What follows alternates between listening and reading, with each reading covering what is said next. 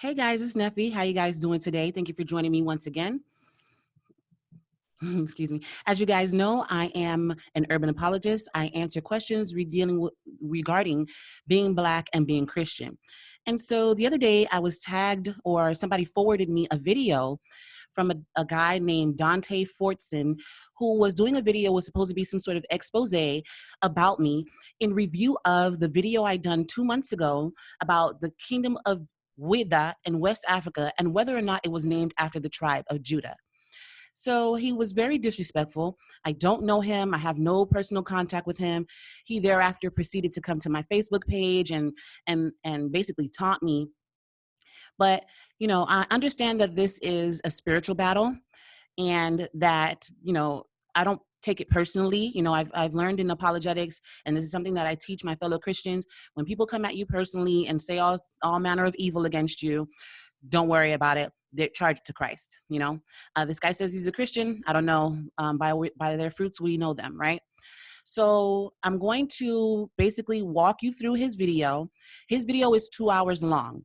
There are some portions of his video that I feel like are unessential, and so I will skip, like portions where he's reading comments from his YouTube channel and stuff like that. I'm going to skip all that, but I will link to his video, and I will be playing his video within this video. And he says that he's giving you 100% facts and that he's giving us a whole bunch of receipts. And so we are going to check those receipts and see whether these things are so or not. You might see me pull up a spreadsheet, which is basically my way of taking notes about the things that he said. I made a note as to what the argument was, where it could be located, if he provided a link in his video or not, which in a lot of cases, even though he says I provided every single link, he did not. And I had to look for it myself. And so this video is not just a response personally to him, although it is. Additionally, it is a response to all of the people, because the video has been viewed quite a number of times. And there are many comments of people high-fiving, hey, yes, put in that work, brother. Yeah, you got it. You know what I'm saying? These urban apologists, blah, blah, blah. Yes, thank you for this information. And he says repeatedly to fact check him in the video. Fact check me. Here go the link. Fact check me. And like I said, he didn't give you all the links, which I'm going to show and prove to you right now. But I know that he knows that most people aren't going to fact check him. And this is a word of caution, that if you have somebody in such high regard that you just take everything that comes out of their mouth without researching what they're saying, that could be a form of idolatry. And the danger with Hebrew Israelites is that so I need to give a disclaimer, because they always say, don't group us together, don't lump us together. Okay, well, you are a group. So I'm going to have to make generalizations. And I recognize that not all of you believe the same things, and we're going to read about that. And not all of you identify with the same doctrine, and we're going to discuss that. But by and large, my beef with the Hebrew Israelite community is that they try to not force, because you can't force people to believe anything, but they try to project their personal interpretation of scripture onto other people. And so if you was to be a Hebrew Israelite on your own, doing your own thing, what do I care? I don't care. What do I care? That's your business. That's your life. You got Europeans walking around talking about, taking melanin shots, calling themselves Black. I don't care. That has nothing to do with me.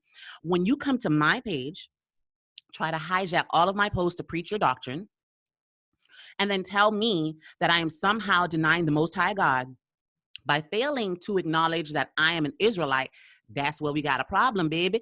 Because that's when I start to ask these questions. How do you know that you specifically are an Israelite? And I have screenshots from conversations that I've had on my public page with different Israelites saying that it is a belief. It is something that they choose to believe. There's no way of knowing for sure that they individually are Hebrew Israelites. So why is you pushing this on me? If you can't prove to yourself that you're an Israelite, do not come beyond your own borders over up in my territory and try to convince me that I'm one. That doesn't make any sense. Beyond that, the issue that I have with them is, again, this is a generalization. Many of them do not respect the deity of Christ. Some say that Joseph was his actual father. They don't respect the Trinity or the deity of the Holy Spirit. He's just some force or an energy. And so, and then a lot of them also put genealogy above grace, genealogy above Christ. They limit salvation only to themselves. And again, this isn't all of them, but this is my beef with them. And this is the danger of them. So they use the identity, the fact that Black people in America and in the diaspora have an issue with trying to determine their ancestry. They use that as an open wound to try to jump up in there and play with it and provoke your emotions and then give you a superiority complex where you were feeling inferior. And we're going to discuss that because it's in some of the material that he put forth. So I don't want to give anything away. I just want y'all to buckle up because we in for a ride. And here we go. I'm going to start sharing my screen here.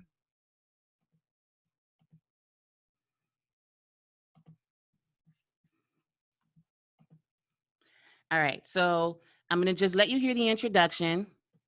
And then I have notes on my other screen over here to the left. So you'll see me looking over there often. I have notes there. So I'm skipping through the video, but he did not give the courtesy of playing my own video. He put words in my mouth. I'm not going to do that. I'm going to let you guys see what he has to say. And I'm only going to argue against the things you can hear him saying. He claimed that I said that there were never any Israelites in West Africa. Anybody who knows anything about me knows I never said that. My issue is not everybody over there was an Israelite. There were not Israelites. The Israelite presence over there did not outnumber the indigenous population. But we're going to get into that and we'll see exactly, what the issue is. All right. Okay, so let you hear that. Hey, what's up, everybody? This is Dante Fortson here with the Kingdom of Judah in Africa. Damon Richardson and Nefertiti exposed as false teachers. So recently, I decided that I was going to go ahead and address the topic of whether or not Judah on the map is associated with the tribe of Judah at all.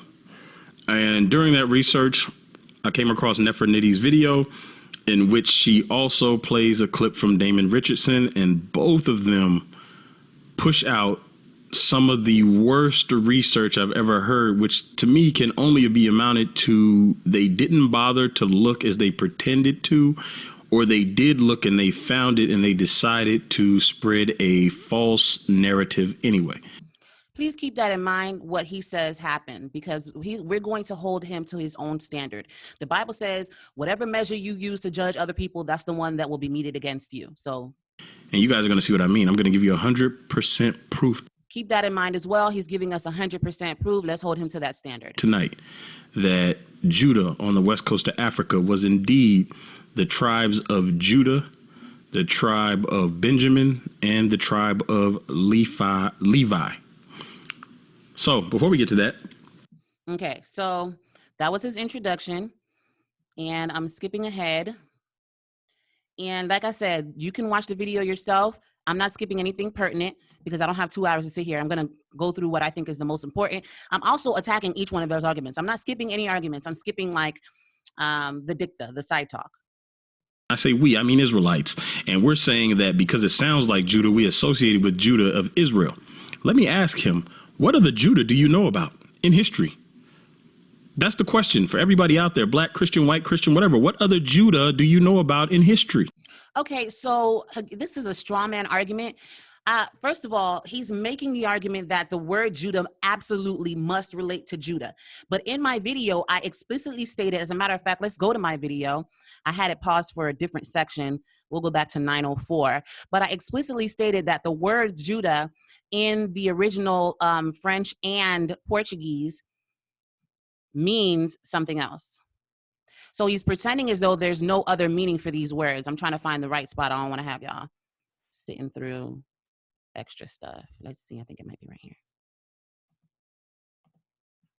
Help is ayuda. It rang with me because it's the same in Spanish. It's ayuda. If you want to say, I need help in Spanish, you can say, necesito ayuda.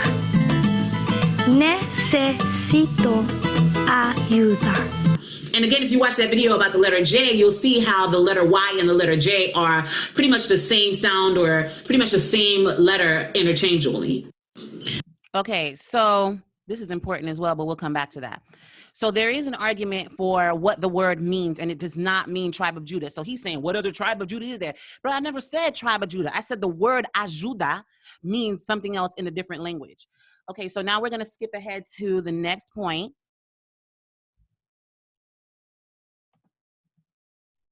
French oida. So another thing that I've done is I made sure I pulled up all the windows so that you guys can see clearly what he's reading from. So I'm going to let him read it, but I'm going to show it to you. So you'll have to, you know, give me time to catch up or whatever. Is an anglicized form of Oweda. What did it say? Oweda, Xweda, that's Yoruba. So the name Wida is an anglicized form of this. Is this what he's reading? Let me make sure I have the right links up, guys. Hold on. Yeah, it says Kingdom of Wida. Here it is. This is what he's reading right here. See how it says anglicized? So one thing is he's giving you a ton of receipts. He's giving you 100% proof. Remember that he said all of his sources are going to be credible. I think you'll be appalled by the amount of time that he spends in Wikipedia. So I'm going to let him read to you.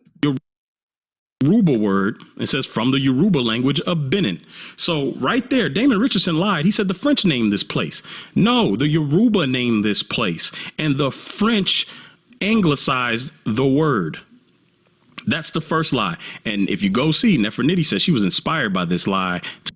So he just said that the people there named it what? Xweda. He's reading it directly from Wikipedia. And then he says that Damon Richardson and I lied to you because we didn't tell you this. Oh, I didn't tell y'all that? Oh, I didn't tell y'all that. Okay, hold on. First of all, the exact same thing he's reading is right here. Well, let's go back to 904, where I had it paused before, since I didn't tell y'all that because I lied to you. When people tell you to fact check things, people, please don't be lazy. This video is specifically for these people who are in his comment section, riling him up and telling him that he's such a great researcher and down talking me and, you know, disrespecting me. It's not about the disrespect. It's about the fact that you automatically are bandwagoning this dude without researching what he says and taking his word for things. So what did I say? Notice he said, first of all, he took you through the origin of the term. It's Portuguese origin, but really it came from the people there themselves called themselves Xweda. Xweda. He said that. And then the French called it Xweda, and then the Portuguese called it ajuda. Is that not exactly what I just said? What he just said I didn't say? That's exactly what he just said. To make her video. Today, the port city of Xweda bears the kingdom's name. It is in the far west of the former Popo kingdom, is where page yourself, so you can see I'm not taking any of this out of context. Yes, I'm not misquoting anybody. I'm paraphrasing some stuff, but they said that the French named it Wida, and the Portuguese could not pronounce Wida, so they named it Ajuda. Now, you're going to see again that he actually admits this same point. The same thing he's arguing against me about. First of all, my video was simply limited to the idea that the kingdom was not named after Judites. It was not named after them. That's all I said. I didn't go a step further and say there were never any Jews there. I never believed that there were never any Jews there. Therefore, he's arguing a straw man argument. But let's keep going so that the evidence can speak for itself. On a city on the coast of the Republic of Benin. So now he's reading another Wikipedia article. He says that all of his sources are in the description. Everything that he supposedly reads is in the description. There's nothing here about Wida or Xweda. Nothing. The first Wikipedia source we see is Igbo people, which we'll get to, but that's not, he's not giving you all of the sources. But again, it doesn't even matter because it's Wikipedia. But I just wanted you guys to see that, and I'm going to go to the commune covers an area, and this goes into the area again, but come down here. Now, what's interesting is that right up here it says, in local tradition, Kapase is supposed to have founded the town. This probably happened toward the end of the 16th century. So wait, it's in Africa, and it's founded toward the end of the 16th century, which is the late 1500s. Didn't slavery start in the early 1600s? We're going to connect all these dots. For those of you who have been in my study before, you know I connect all the dots as we go. So it's founded in the late 1600s, the end of the 16th century, which is late 1500s. The town was originally known as Wexo, literally farmhouse, and was part of the kingdom of Wida. Xweda saw its role in international trade rise when the British built a fort here in 1650. Now, if we go down further, and if you're familiar with Teo Ministries, they believe that we're going to return to where we were taken from, which would be Xweda or Xweda, which is in Africa on the western coast, based on... Remember he said that we were taken from Xweda.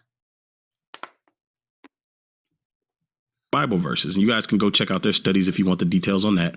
And one of the things they mention is that the Lord will bring us back to the wilderness and he's going to deal with the rebels, the wilderness of the people.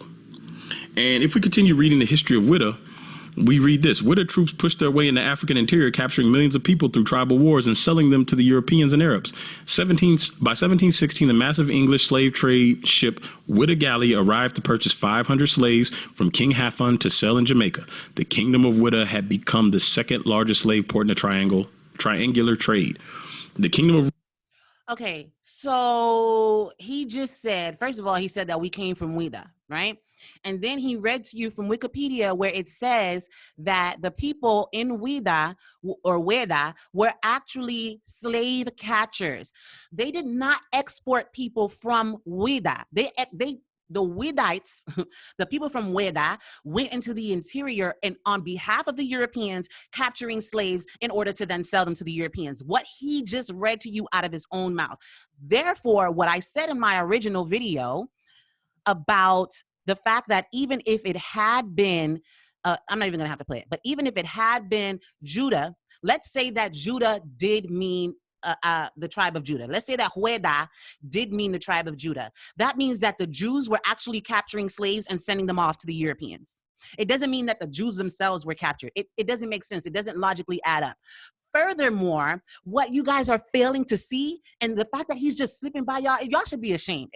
It's really disappointing for me to see so many people who call themselves intellectuals and researchers just allow themselves to be programmed by somebody else. Stop doing that. Don't allow people to come up here and read Wikipedia to you and then tell you the exact opposite of what the document is saying. The document actually said that the people of Xweda were capturing slaves, not that they were cargo. Go ahead and read it again for yourself. Additionally,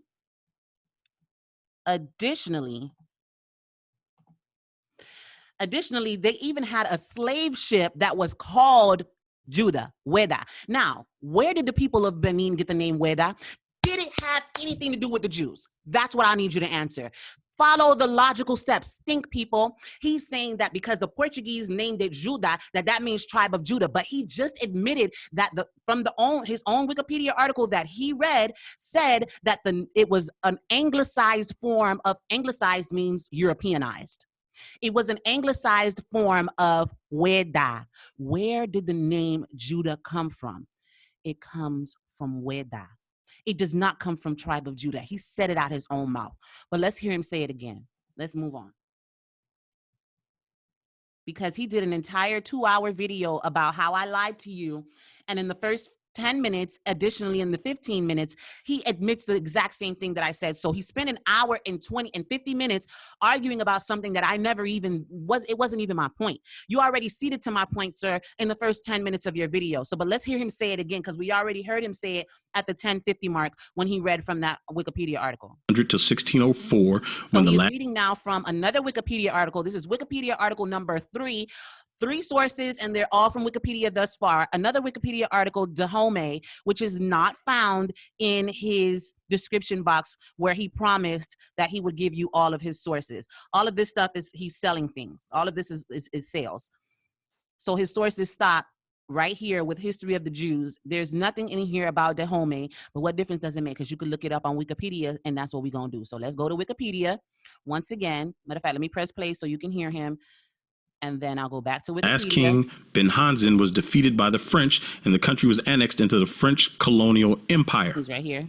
So remember, the kingdom, remember, the language of Benin, it is Xweda, and then the French came and called it Xweda because they couldn't pronounce the X in it. He just admitted the exact same thing that he said Damon and I were lying about. Let's hear it again. Let's hear it again, because he said that Damon Richardson and I lied when we told you this very information he just repeated. The kingdom of Dahomey. It says the kingdom of Dahomey was an African kingdom located in the area of present-day country of Benin that existed from about 1600 to 1604, when the last king, Ben Hanzin, was defeated by the French and the country was annexed into the French colonial empire. So remember, the kingdom, the language of Benin, it is Xweda, and then the French came and called it Oweda. I should go back and find what he said. I was lying about that. You can go back and find it. That's what his whole premise was, that I lied to you. That I lied to you when I said that it was originally called Xweda, when the guy who actually lives there told you about his own history and said that our nation was called Xweda in our natural tongue. And then the different settlers came and called it by their ability in their maternal tongue to say Xweda. That's the whole premise of my video. So he's going on for another 150 hour and 50 minutes to try to prove to you that Judah, Ajuda, means tribe of Judah, but he just ceded the fact that it came from the Yoruban language, which said Weda. He never tries to prove to you that Weda means Judah. He never tries to prove to you that the Yoruba allowed some other nation to come into their territory and rename their nation after themselves. So the people of Yoruba, the original people of Benin, of Dahomey, allowed some foreigners to come and set up and rename the town Judah. That's not even an argument he makes because it doesn't make any sense. It's not an argument he makes because he knows he can't prove that. So he's making all of these assertions about all the research that I should have did to prove that there were Jews in West Africa, when that was never my argument. My argument was there were never so many Jews that they renamed the town Judah after the Judites. Take your time, think about it. Stop riding on people's coattails. Stop letting other people think for you. This man sat up here and told you that I was lying, and he ceded to the exact same thing that I said within the first 15 minutes of his video. So what's the rest of this video about? Now, I was not about to, disestablish your entire belief system, but I do think this video is important because Hebrew Israelites, and I use the quotations because, y'all don't like to be grouped, but whatever. You circulate information amongst each other. So when he puts this video out, people are going to share the same little screenshots that he's sharing, and they're going to tell you that it means whatever he said it means when they never researched it. I've had Hebrews send me things in foreign languages that I've had to translate, and then I ask them, or I've had people send me things in French and Spanish, which I can understand a little bit because I speak Spanish, right? I translated them, and I asked them, did you read this in the original? And they tell me no. Did you read before and after it? And they tell me no. So in my Intro to Urban Apologetics course, I have an entire section on an entire lesson or series of lessons on online research, because a lot of our research is done online these days. And I'm going to show you some of the principles that I put into practice when I'm researching what people say. So me being fair, I try to listen to the different arguments that people give, and then I fact check it. When he said fact check him, did you do it? Did you do it before you allowed him to persuade you that he was telling you the truth simply because he said, I'm telling you the truth 10,000 times? Let's go to his map.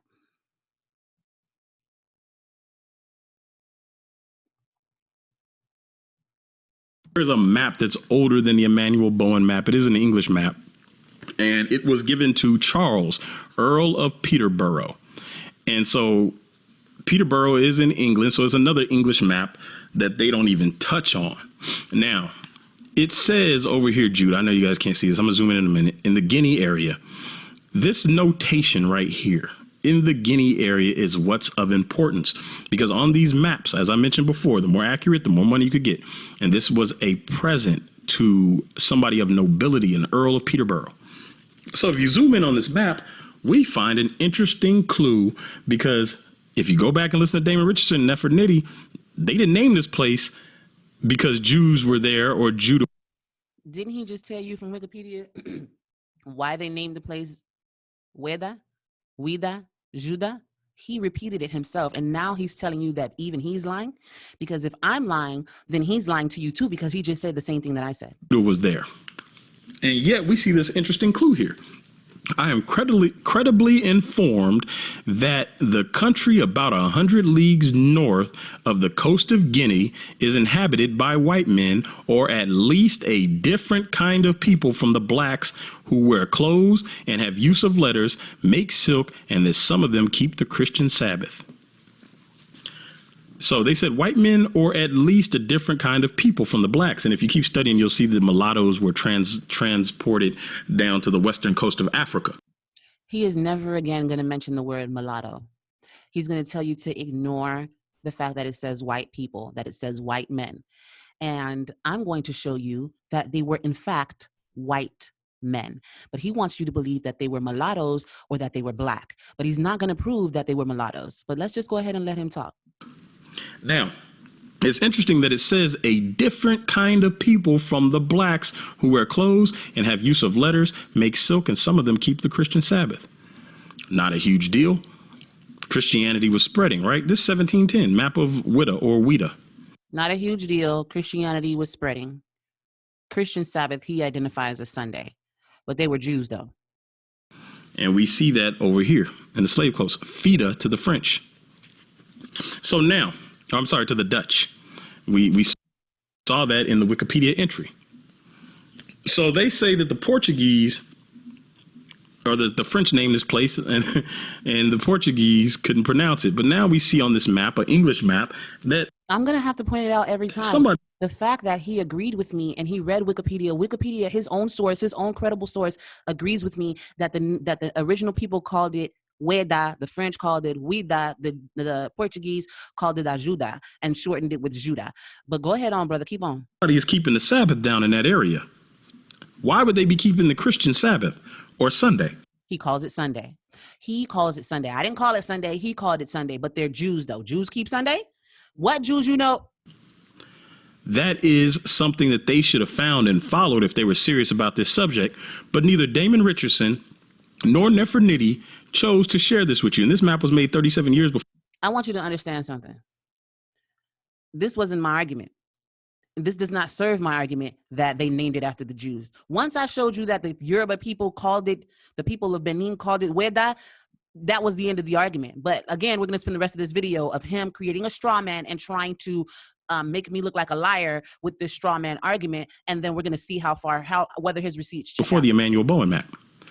Now, again, you can go listen right out of their mouth. They said the French named the place, right? So here's a French map given to the Duke of Orleans. It is dated 1766. Now, right over here around Western Africa, he has a whole video coming up about this particular map, and we're going to see exactly what. There is an entry, a notation on the map right around Lamb. And it's going to give us another set of clues that makes us keep digging. Ask yourself, did Damon Richardson and Nefertiti overlook this map, or did they find this map and intentionally not share it with you? Remember, these are his standards. Either I didn't find it, or if I did find it, I intentionally did not share it with you. Keep that in mind. Keep it in mind. I'm telling you this for a reason, God's people. Right here where it says Lamb. According to Idrisi, the land hereabout was populated by Jews. This is 1766. So who is Idrisi? It tells you right here in this note, all of Nagricia from the head of Sanaga is very little known, but the situation of this great region, as described by Ptolemy, joined with the knowledge of Idrisi, the Nubian geographer, and Leo the African, agrees with several new discoveries. So we'll get all uniting to verify their accounts. So Idrisi is a Nubian geographer, and then he also mentions Leo the African. And so when he's cross-referencing this work, it says, agrees with several new discoveries, all uniting to verify their accounts. 3 sources. Right here in Lamb, according to Idrisi, the land hereabout was populated by Jews. But they told you, Nefertiti told you no Jews were there. I want you to go back in my video in all 20 minutos, 20 minutes of it, and show me where I said there weren't never no Jews in West Africa. That's what I want you to do. Additionally, neither one of these maps says they named it because the Jews were there. We already established why they named it. There are Hebrews who don't believe that Xweda has anything to do with Judah. There are Hebrews who told me when I made my video, why are you picking the low-hanging fruit? Why are you picking an argument nobody believes? There is a very prominent Hebrew who, I'm not going to mention his name, but if you know me and you know him, then you know I'm cool with him to us. You know, we cordial, he good peoples. And he himself does not believe that Xweda has anything to do with the kingdom of Judah. And he wants you guys to challenge your thought process on that. Go on his Facebook page and find the post that he made telling people to stop spreading that nonsense. But instead of Dante Fortson, who is also on Facebook, instead of him going for that brother in his own faith, he comes after a Christian woman. Okay. That random African dude said nobody knows about Judah here. All right, so let's go to the next notation that I have. If you are intrigued by the fact that there is one map that says they're practicing the Christian Sabbath, and in a second map that says there are Jews there, specifically there are Jews, and notice how he omitted the fact that it said that they were white men, but carry on. It's been verified by an African or a Nubian geographer and an African. Okay, so now he's going to go into the slave voyage website, which he did provide a link to. You know, I got to give him, you know, I'm being accountable. Slave voyage database. There it is. I have no issue with the slave voyage database. I take no problem with it. I want you to understand that basically this database contains the names of slaves that they intercepted from going into the New World or going into slavery. They weren't even slaves yet. I don't even like using the word slaves when it comes to my ancestors, but they were enslaved peoples. So what happened was, after slavery was abolished in Europe and in the world in general, this trade of slaves, the international trade of slaves was abolished. It was now a black market. It was now illegal for people to ship human cargo out of Africa. And so the governments had ships to intercept these slave catchers. They stopped the ships from going into the New World. And then they would document or create an itinerary of the people who were there, and they asked them what their names were. And so they have a log of where they were from and what their names were when they were still on the ship before they left, before they were actually able to make it into slavery or whatnot. So here he's going to tell you. So he's going to go over that website for a few minutes. We don't need to sit through all of that. So I'm going to skip to his own summary. So here you see this little notation. He's just verifying the validity of the website. I don't knock the validity of the website. I think it's an awesome resource. The website is cool. So let's skip to his own summary. For people who are supposedly not associated with Judah. I gotta let this. Hey, America, I've got something to say. Completing your 2020 census could mean or Jews. All right, so he says there are a total of 91,491 names. This is his summary. There are 91,000 names in the database. 1,250 names contain the word Yah or Jah. And that's he's combining 800 that had Yah and 400 that had Jah. So then he says that is 1.3% of the names that give reference to the Hebrew God Yah.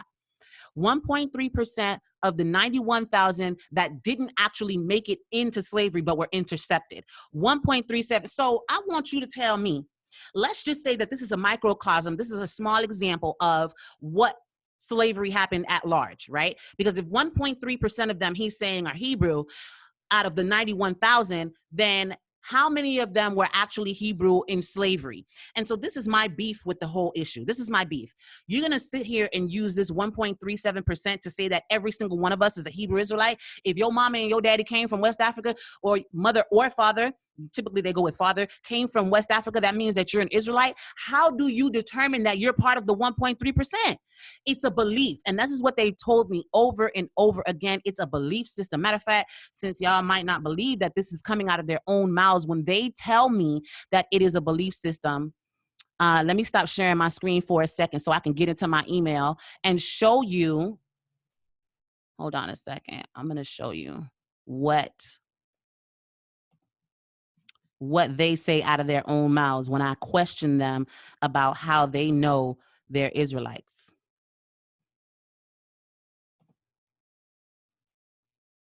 Okay.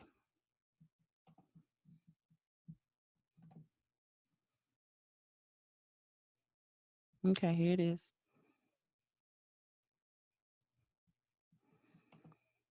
Yeah, Nefertiti keeps receipts.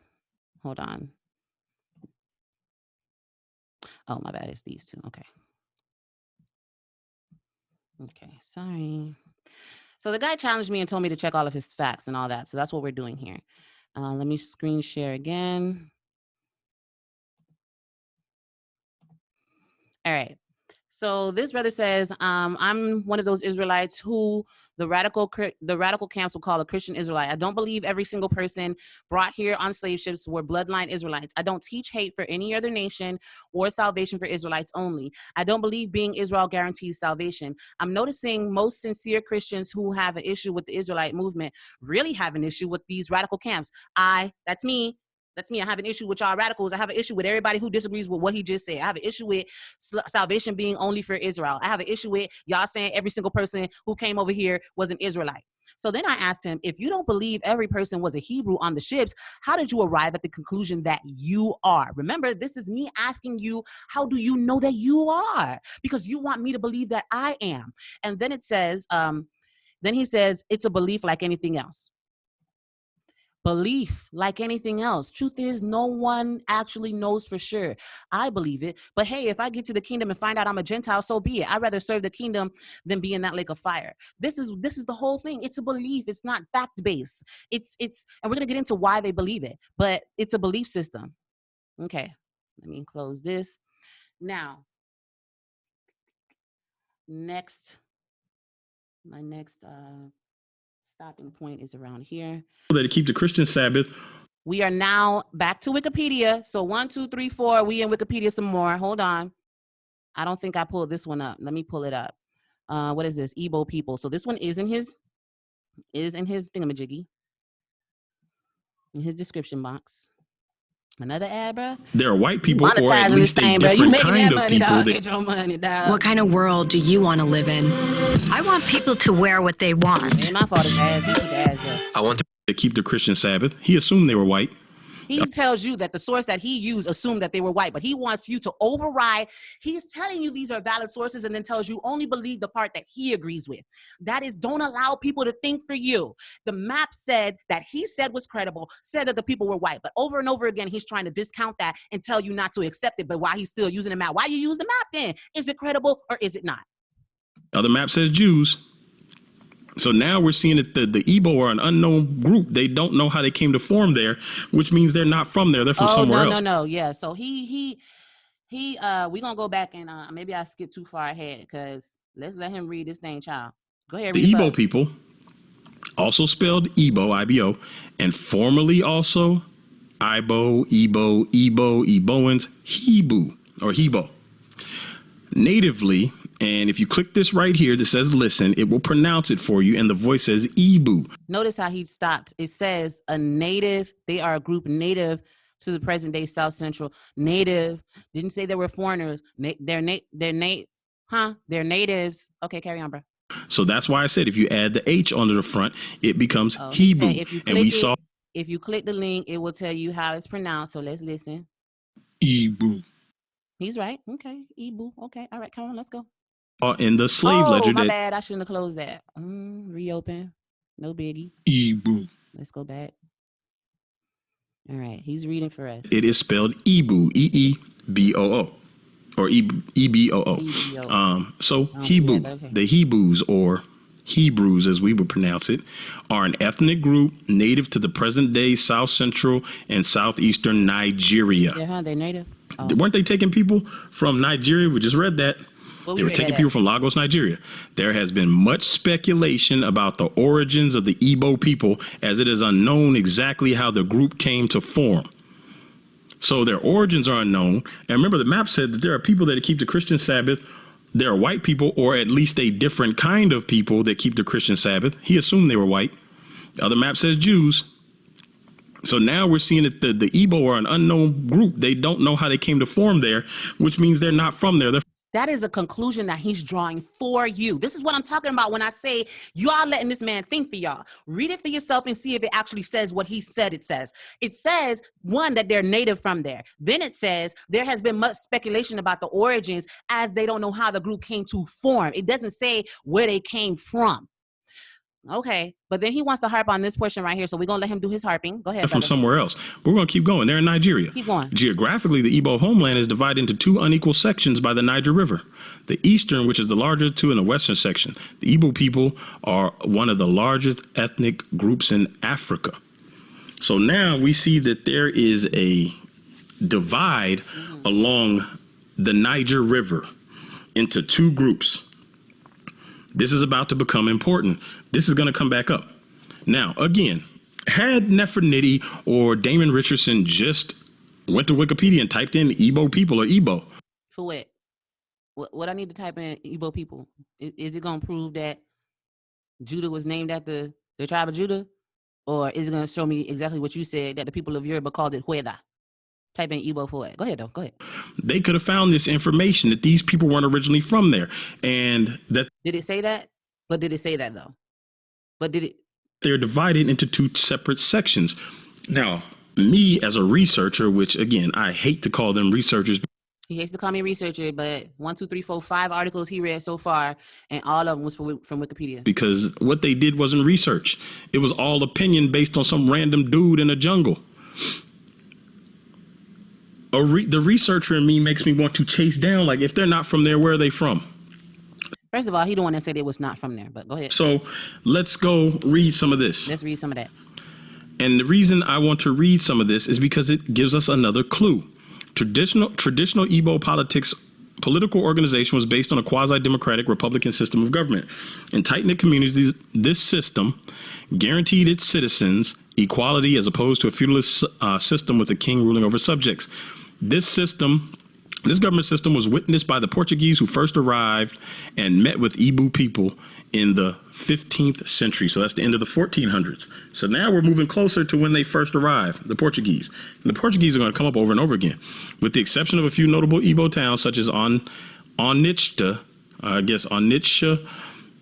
which had kings called Obi, in places like the Inri Kingdom and Ara Chukwu. We're going to get back into Chukwu soon. He was the god of the Igbo people. He was the supreme god, which had priest kings. Igbo communities and area governments were overwhelmingly ruled solely by a Republican consultative assembly of common people. Communities were usually governed and administered by a council of elders. Sounds kind of like what they were established in the Old Testament. So notice this pattern. You're going to notice a pattern that anytime somebody does anything remotely similar to a Hebrew, that means they're Hebrew. If you have a form of government where you have no king, you must be a Hebrew. If you, first of all, the Hebrews had a king. I don't know what y'all talking about. But furthermore, if you circumcise, you must be a Hebrew. If you offer a sacrifice, you must be a Hebrew. If you did any one, a combination of those things, you must have come from the Hebrews. But go ahead. Go ahead, brother. So we're going to keep going. You guys can read all the rest of that for yourself. Read that for yourself, y'all. Now, if we go further down, transatlantic. Let me catch up with you, bro. Where you at? Transatlantic slave trade and diaspora. All right, and it's talking about the Igbo. Where we at? Now, we just saw the Igbo names listed on the slave ships. And again, you can go to slavevoyages.org and pull up all that stuff for yourself. I don't want y'all to feel like I skipped that because he was proving the point. Yes, there were Igbo people on the ship whose last name ended in YAH and JAH, which would give the impression that those 1.3% of people were indeed affiliated with Jews. Go ahead on though, because I don't want Chambers, 2002.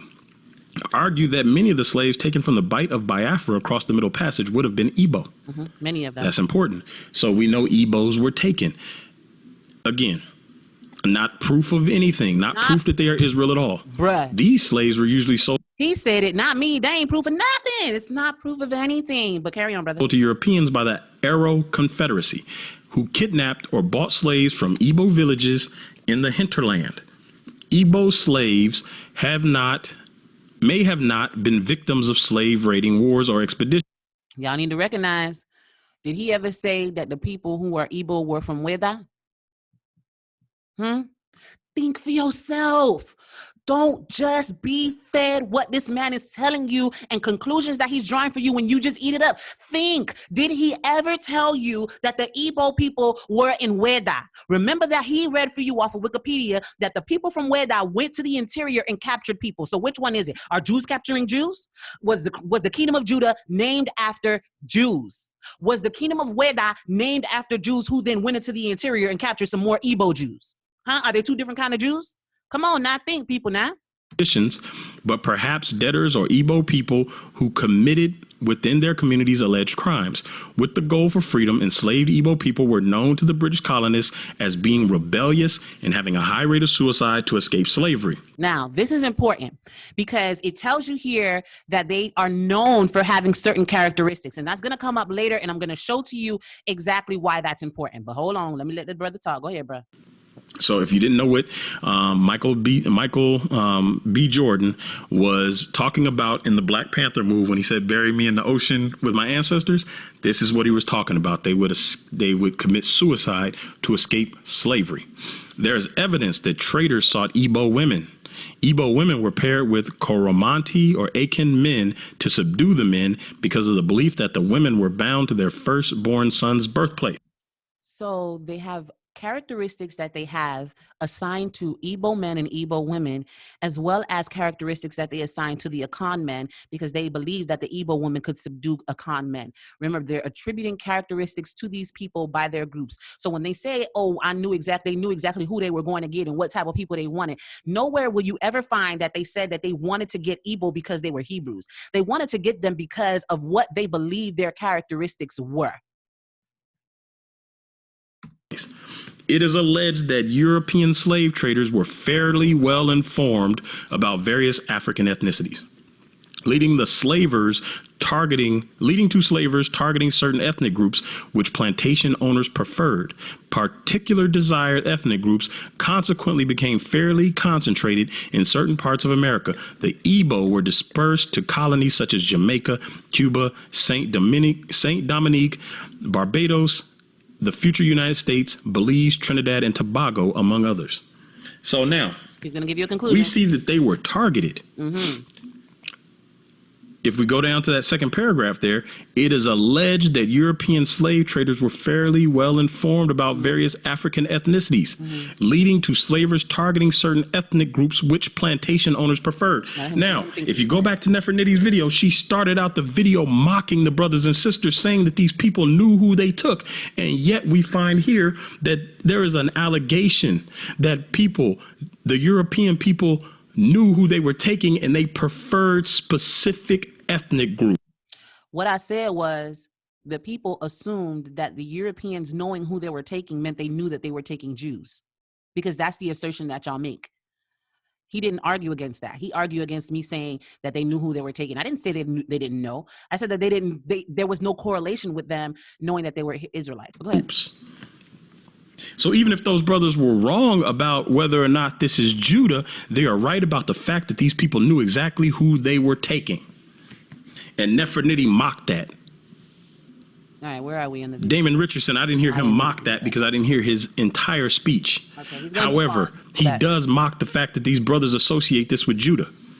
So we're going to keep going. Hold on, guys. Now, that's important that they desire specific ethnic groups. So he's pulling up another source. Let me stop sharing for a second because I need to fix my windows because I didn't mean to pull that out and it's going to cause confusion for me. So give me a second. All right, let's put this back over here.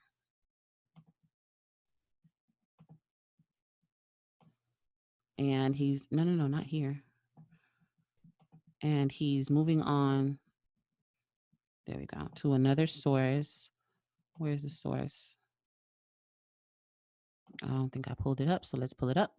All right, it is in his description, so I think this one is in the description. University. Oh, let me share the map. Let me share the screen with y'all again. Hold on. And share screen. All right, let's go back to that. And then, is it in the description what he's reading? Yeah, there it is. Okay.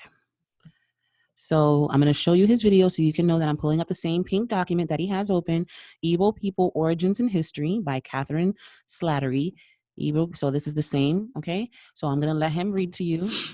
Before we get back to that part, we're going to talk about the fact that they aren't from there. Right there, there's much speculation about the origins of the Igbo people. Which he says means they're not from there, but go ahead. As is unknown exactly how the group came to form. This is taken from the University of California, Riverside.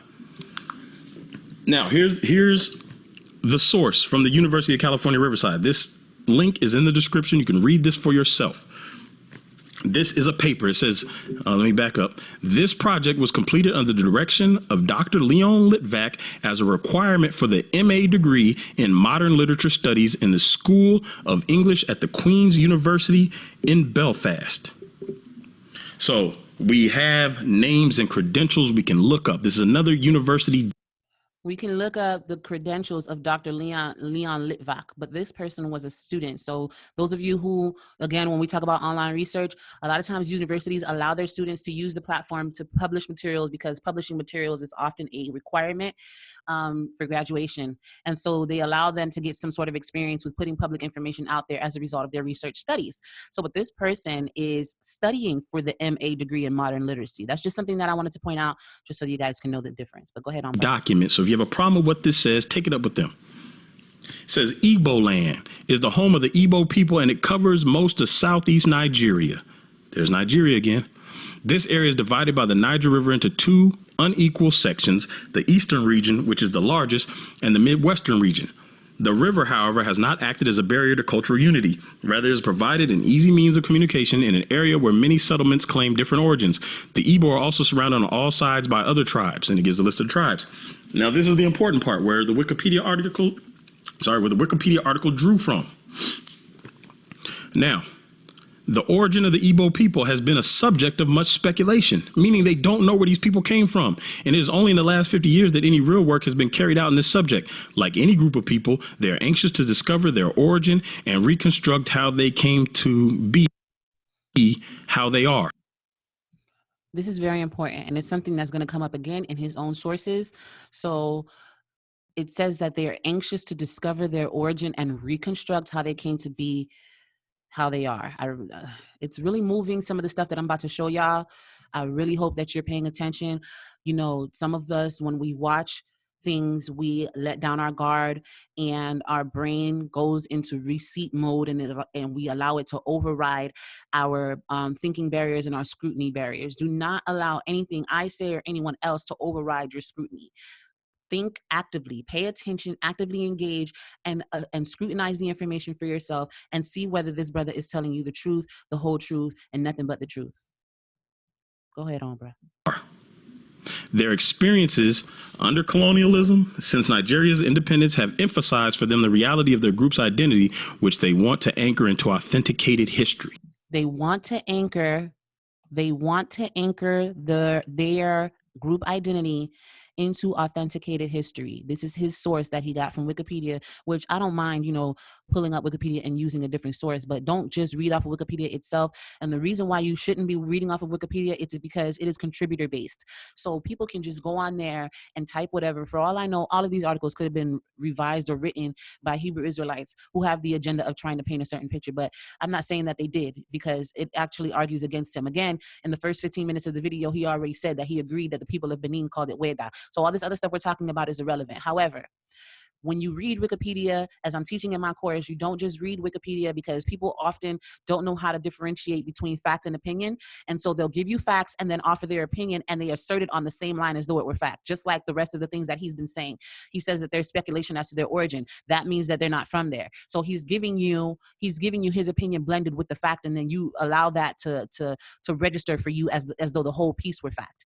So again, you don't just read Wikipedia because anybody can go on there and add stuff and revise stuff and challenge what other people have put up there. It's a community-based resource. But you can go back to more credible sources that are often cited in the Wikipedia articles, and then you have to go through scrutiny in determining whether that outside source is credible in and of itself.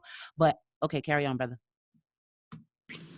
Now, one of the things you will find among many of the people who identify as urban apologists, Christians, reading, right? Not all Christians, mostly the urban apologists, they have tried to demonize us looking into our identity. Why is that? They don't demonize people who say they are French. They don't demonize people who say they are Portuguese or Italian or Latin or any of this other stuff. They don't demonize these people. But anytime a black person So I'm letting you continue to listen to this. I'm not going to defend myself because I've never demonized anybody for anything. So I'm just going to go ahead and let you guys hear what he has to say. And I want you to see that he's done reading this article and he's going to move on to another one. That's the whole reason why I'm letting him rant right now. Says there anything except Cushite or African or Black American or African American or Negro, they attack us. They say, well, you're giving up your salvation for ethnicity. That's a lie. Because if that's the case, then every French person is going to burn in hell for giving up their salvation for ethnicity. But they... Okay, I do want you guys to understand something though. Part of urban apologetics in the Black community is I don't only have to contend with outsiders. I also have to contend with elements of white supremacy within the church, which have also spilled onto some African Americans within the church. Hold the idea that we're supposed to somehow shed our culture in an effort, our Black culture, in an effort to be more acceptable to Christ. They pervert the verse there that in Christ there's neither bond nor free, Jew nor Greek, male nor female, and they say that that's supposed to mean that we have to abandon our Blackness, but they don't ask us to abandon our gender. So part of my mission is my tagline is Christian Black woke. At the end of the same video that he played, or he didn't even play it, but at the end of the video that he is arguing against, I give you my tagline. Hold on. In case you don't believe me. It's their version of Xweda, Ayuda. Stay Christian, stay Black, stay woke. I want you guys to understand that being Black and accepting your Black identity is a big deal to me. And I don't demonize anybody for accepting their identity. Once again, the issue is you trying to force that identity on me of being a Hebrew Israelite without the sufficient facts. But go ahead. They won't say that. They will only say it to Black people. They would say we're putting ethnicity above Christ. But they don't say that to anybody that's Irish. They don't tell them not to celebrate their Irishness or call themselves Irish Christians. See, they only do that to Black people because they hate their own. And when I say they hate their own, I'm talking about the Black urban apologists specifically. It's a given that the white urban apologists hate any Black person that thinks they're chosen. But the Black urban apologists, who I don't get, they are such self-hating Black people that they will try to say we're going to hell for simply looking into our identity, but they don't say that about those imposters over there, the synagogue of Satan. It's just they don't do it. And if you go down, you can continue reading the rest of this for yourself. The link is in the description, but we're gonna get more so into the different sides of the Niger rivers, but it's a little bit more in here. So anyway, he moved on. I just wanted you to see that he moved on without reading the rest. Now, this is where he stopped, where I highlighted, as you just saw. And I want you guys to understand what we're about to see is a pattern with this dude. What we're about to see, and I'm not, in any way, shape, or form disrespecting him or anything, or calling him by his name, or calling him fat and putting butter biscuits next to him, and none of that. I'm just saying that, remember, he gave you two options, and he said that either Damon and I either didn't find the information, or we did find it and we didn't reveal it to you. So we know that he found this information, but did he reveal the whole thing to you? Now, his whole thing was, remember how I told you, he offered his opinion of what it means that they're trying to rediscover their origins, that means that they're not from there, right? So, is that what the author of this same article that he cited, is that what they are saying?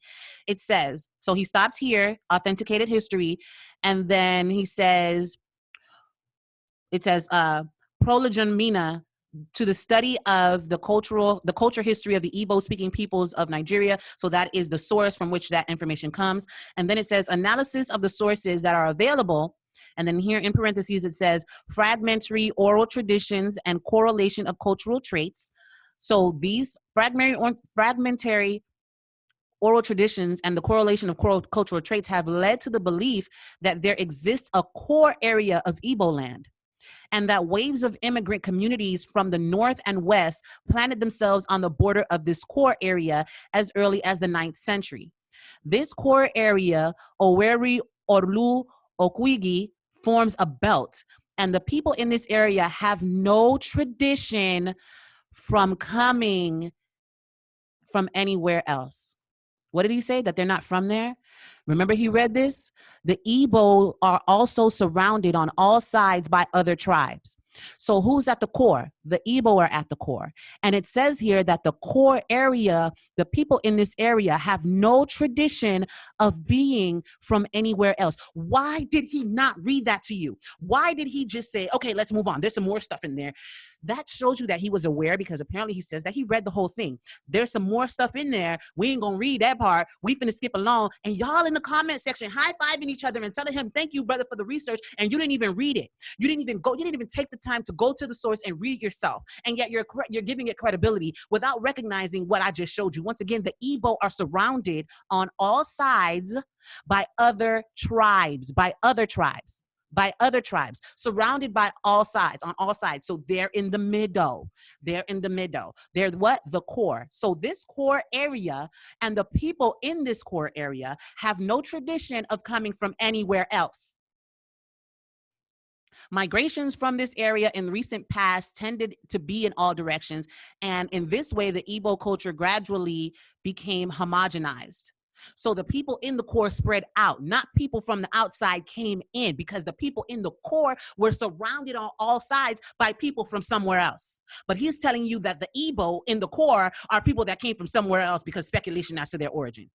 Come on, man. Y'all gotta stop doing this. This is how we're getting swept up into false doctrine and false theories and false genealogies, what Christ said are a waste of time anyway, because they distract from the gospel of grace. You guys are frustrating the gospel of grace by sitting up here and creating these fabrications. And now this next source that we're about to get into is gonna break it down even more for you. If you did not pray before you watch this video, I suggest you take a moment and do so right now, because your belief system may be rocked and shocked by what you're about to see your own brother do.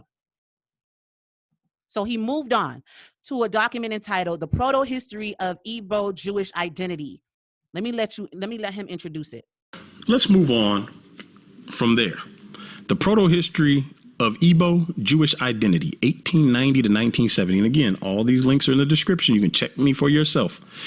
It cuts off here, this page 41. As a generalization on a whole community by assuming that It cuts off here, just page 41. First of all, where did this come from? Remember, he said, I gave all my links in the description box. Matter of fact, I could pull that up right now where he said that, but I ain't gonna do it. But just, he said that several times. I gave all my links in the description box. Where the link at? I'm gonna go slow. Igbo people, slave voyages, universal geography. Both of those are universal geography. One is a PDF. Igbo Jews in Nigeria, YouTube video, 1766. Duke of Orleans map, Nehushtan, wandering Jews of West Africa, Igbos suspected to be Jews, Spanish map, German map, John Ogilby, tribute to the Negro, account of Negroes, origins of the slave trade, account of the origins of the slave trade, history of Jews from the destruction of Jerusalem to present time on Amazon and on Google Books. And then he goes into show your support, send me some money, da da da da. Okay, but this source, listen guys, listen to me. This source is not listed. He said it cuts off there. Let me back it up so you can hear him say that again, because y'all think I'm playing. Go ahead, hold on. The Prroto History of Igbo-Jewish Identity, 1890 to 1970. And again, all these links are in the description. You can check me for yourself. It wasn't there. It cuts off here. It cuts off here, guys. Oh, Lord Jesus. Okay, first, let me let him read. This is the spreadsheet I told y'all I had. If you want it, you can email me for my notes and for my spreadsheets. It's in the description, my email address. Lord Jesus, I'm sorry, I'm getting emotional because deception does something to me. But I'm gonna let him read his section first. Matter of fact, should I pull it up? I'm gonna pull it up so y'all can read alongside him. Hold on. That's what I've been doing. That's what I'm gonna do. Is this here? Yeah. And he's starting from page 41. He tells you it cuts off there. But you're going to see for yourself that he cut it off there, because the way the source is set up, you have to make the screenshot yourself, because Google Books does not allow you to download on this in this format. And you see the ebook is $69.88. So you can read portions of it, but you're going to have to create the screenshot. So he made the screenshot talking about it's cut off there. So let's go ahead and let him read for y'all, because he want to read for y'all. Go ahead, bro. This page 41. As a generalization on a whole community by assuming that they were a branch of the Hebrews. The most influential works among the Igbos of Nigeria, 1921, and Niger Igbos, 1938, were written by G.T. Basden, an Anglican missionary who served in the area for more than 35 years. Basden's writings institutionalized knowledge about Igbo culture and were accepted by many Igbo as the main documents defining the essence of their entire ethnic group.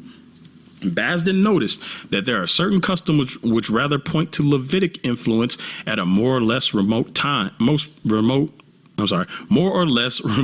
period. This is suggested in the underlying ideas concerning sacrifice and in the practice of circumcision. The language also bears several interesting parallels with the Hebrew idiom. He also argued that the affinity between native law and the Mosaic system is remarkable, and asserted that among the Igbo a distinct recognition existed of a supreme being, Chukwu, and his enemy, the devil, Ekwensu. This view of Igbo as descendants of the lost tribes of Israel gained prominence among Igbo clergy, who communicated the insight in church and was soon appropriated by the Igbo. So, what does that mean, bro? We have two maps. One that says they keep the Christian Sabbath. That also says they were white. Go ahead. One that says they are Jews. And they're both true because the Jews were white. Go ahead. And then we have the couple of references to them not being native to the area. He said that. They didn't say that. The one that he pulled up, this pink one that's still behind the screen there, actually says they have no tradition of being from somewhere else, but all the tribes around them came from somewhere else. Go ahead. Yeah, different people being in that area. And now we see another piece of research that connects them to Hebrews, their language and their law, the way they live, the belief in their God. So because they have a belief in a supreme God, because they practice circumcision and certain words bear similarity to Hebrews, that means that they are Hebrew. Guys, pull up the link right now. Pull it up. It's in the description box. Pull up the link right now. Pull it up, pull it up, pull it up, pull it up. I'm finna read it to you. So this is what he read to you. And then he stopped here. And then he didn't read to you about various hypotheses of Igbo origins and migration patterns have been discussed by local historians. So I'm going to get into all of that. But let's go. Neffy's teaching you. Oh, hold on. I don't know why my screen's sharing. Oh, because I closed the window. Okay, so I can't close the window. Is that how that works? Okay, I'm sorry. I don't know if it happened before. That was the first time I saw it, but I don't think it happened before. But I'll make sure to be prepared. So go ahead and pull up the link, and we're going to go up from page 41. And he did not want you to read this. He did not want you to read this, family. Again, this is how I teach my people to do research. This is how I teach you to do Bible study. This is how you protect yourself against proof texting, reading in context. Don't let somebody pull one scripture out of context and tell you it means line upon line, and they're not giving you the exact understanding of what the verse means. Don't let somebody pull a quote and tell you it's cut off here because he cut it off and then doesn't give you a link. Remember, let's go back to the video because, let's go back to the video. Let's go back to the video. He doesn't give you a link. He doesn't give you a link for it. We read through all the links. It wasn't there. So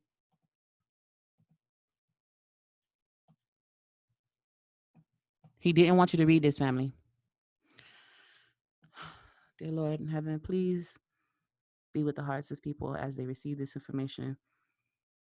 Let not the God of this world blind the eyes of their minds. In Jesus' name we pray, amen. With regard to the encounter between Igbo and Judaism, if the Igbos are Jews, why wouldn't he read this for you? Why wouldn't he read this for you, people? You got to think for yourself, family. He's lying to you. He's lying to you. With regard to the encounter between the Igbo and Judaism, one must consider the recurring theme of the Hamitic hypothesis, supported by a large majority of 19th and 20th century colonial missionaries and anthropologists. What? What is the Hamitic hypothesis? The Hamitic hypothesis is the idea that all of the sons of Ham were cursed because of what he did, and that this curse means that all Black people, being the sons of Ham, were to be subject to slavery. This is an idea that Europeans propagated amongst themselves, and then they projected onto Black people to make them feel like slavery upon them was justified and ordained by God. That is the Hamitic hypothesis. If you don't believe me, look it up. But that's what it says. That's what it is, that the children of Ham were cursed. So the children of Ham, the idea that the children of Ham were cursed was supported by a large majority of 19th and 20th century colonial missionaries and anthropologists. Let's read. From Western to Southern Africa, whatever the natives' religions were, they were interpreted by Europeans according to similarities with ancient Hebrew traditions and became the object of the most contradictory European fantasies. I'm going to stop sharing just so I can make sure that the sound is going good and I ain't do nothing wrong. All right. I'm going to make sure everything's good. Okay, so let's read that again. From Western to Southern Africa, whatever the natives' religions were, they were interpreted by who? By Europeans according to similarities with ancient Hebrew traditions and became the object of most contradictory European fantasies. European fantasies. The Europeans came and saw these people, and then whatever they could use to try to construct them to being related to the Jews, they then tried to do that because they had the Hamitic hypotheses in mind. They were trying to subjugate these people. And so in order to do so, they tried to justify slavery in their own minds by interpreting their religious customs with similarities against ancient Hebrews. What does that mean? Wherever they went, no matter who they saw, they said, oh, y'all Hebrews because just this, that, and the third. Y'all do this. Oh, y'all practice circumcision, so y'all must be Hebrews. These people are telling the natives that they're Hebrew. Oh, you don't believe me? Let's read on.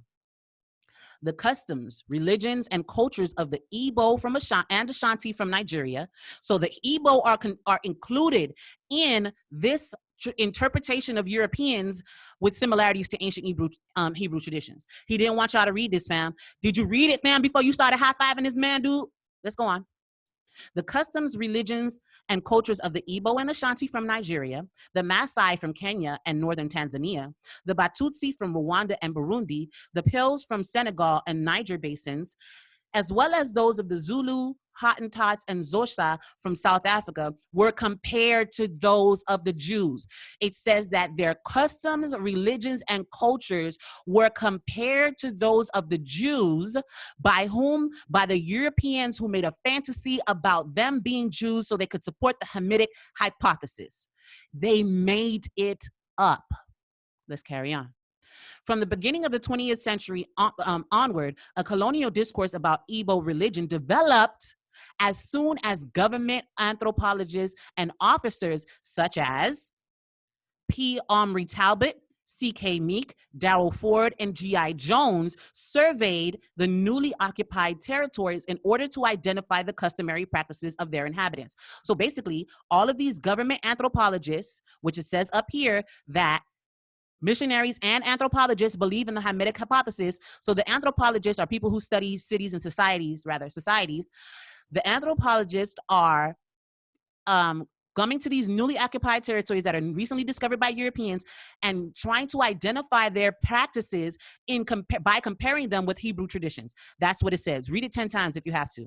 Then it says the synthesis of their works. Remember when he started reading from as generalizations on a whole. He didn't even start from the beginning of this. I don't know if you're going to read a sentence, start from the beginning of the sentence.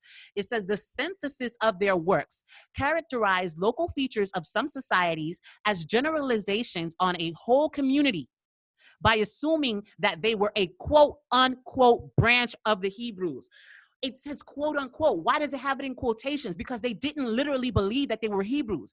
It says that they called them or compared them to the Hebrews. And we're going to see that over and over, that whenever they're mentioning them as Jews, they say that they're a type of Jews, or they were considered as Jews. They are like Jews. Why are they like Jews? Because they're going around with the Hamitic hypothesis in their mind and trying to color everybody as a Jew. Come on, family. Stop letting people deceive you. God gave you an intellect and a mind, and this guy says that he gave you sources, but he did not, but it's available online. I gave you the link. God wants you to use. Come, let us reason together, family. Reason for yourself. Use the God-given intelligence that you have been blessed with. Stop letting people perform hypnotism and overriding your thinking and thinking for you. Stop doing that. Stop it. Now we can put this sentence in its proper context. The most influential of which works? The synthesis of their works. Who is there? The anthropologists, the government anthropologists. So they wrote about their European fantasies of these people being compared to the Jews, and the most influential of them was Basden. Excuse me, I'm so sorry.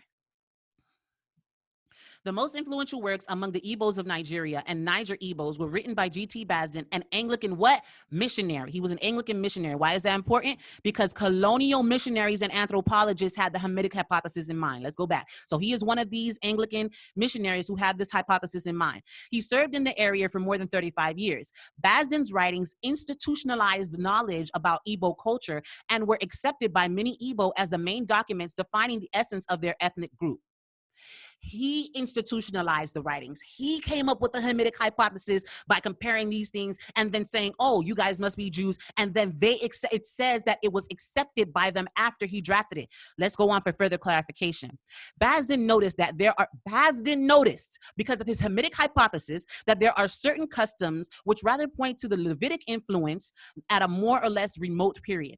This is suggested in the underlying ideas concerning sacrifice, because they sacrifice and because they have parallels with Hebrew idiom. Now here it says that he also argued that the affinity between the native law and the Mosaic system is remarkable, because he has the Hamitic hypothesis in mind.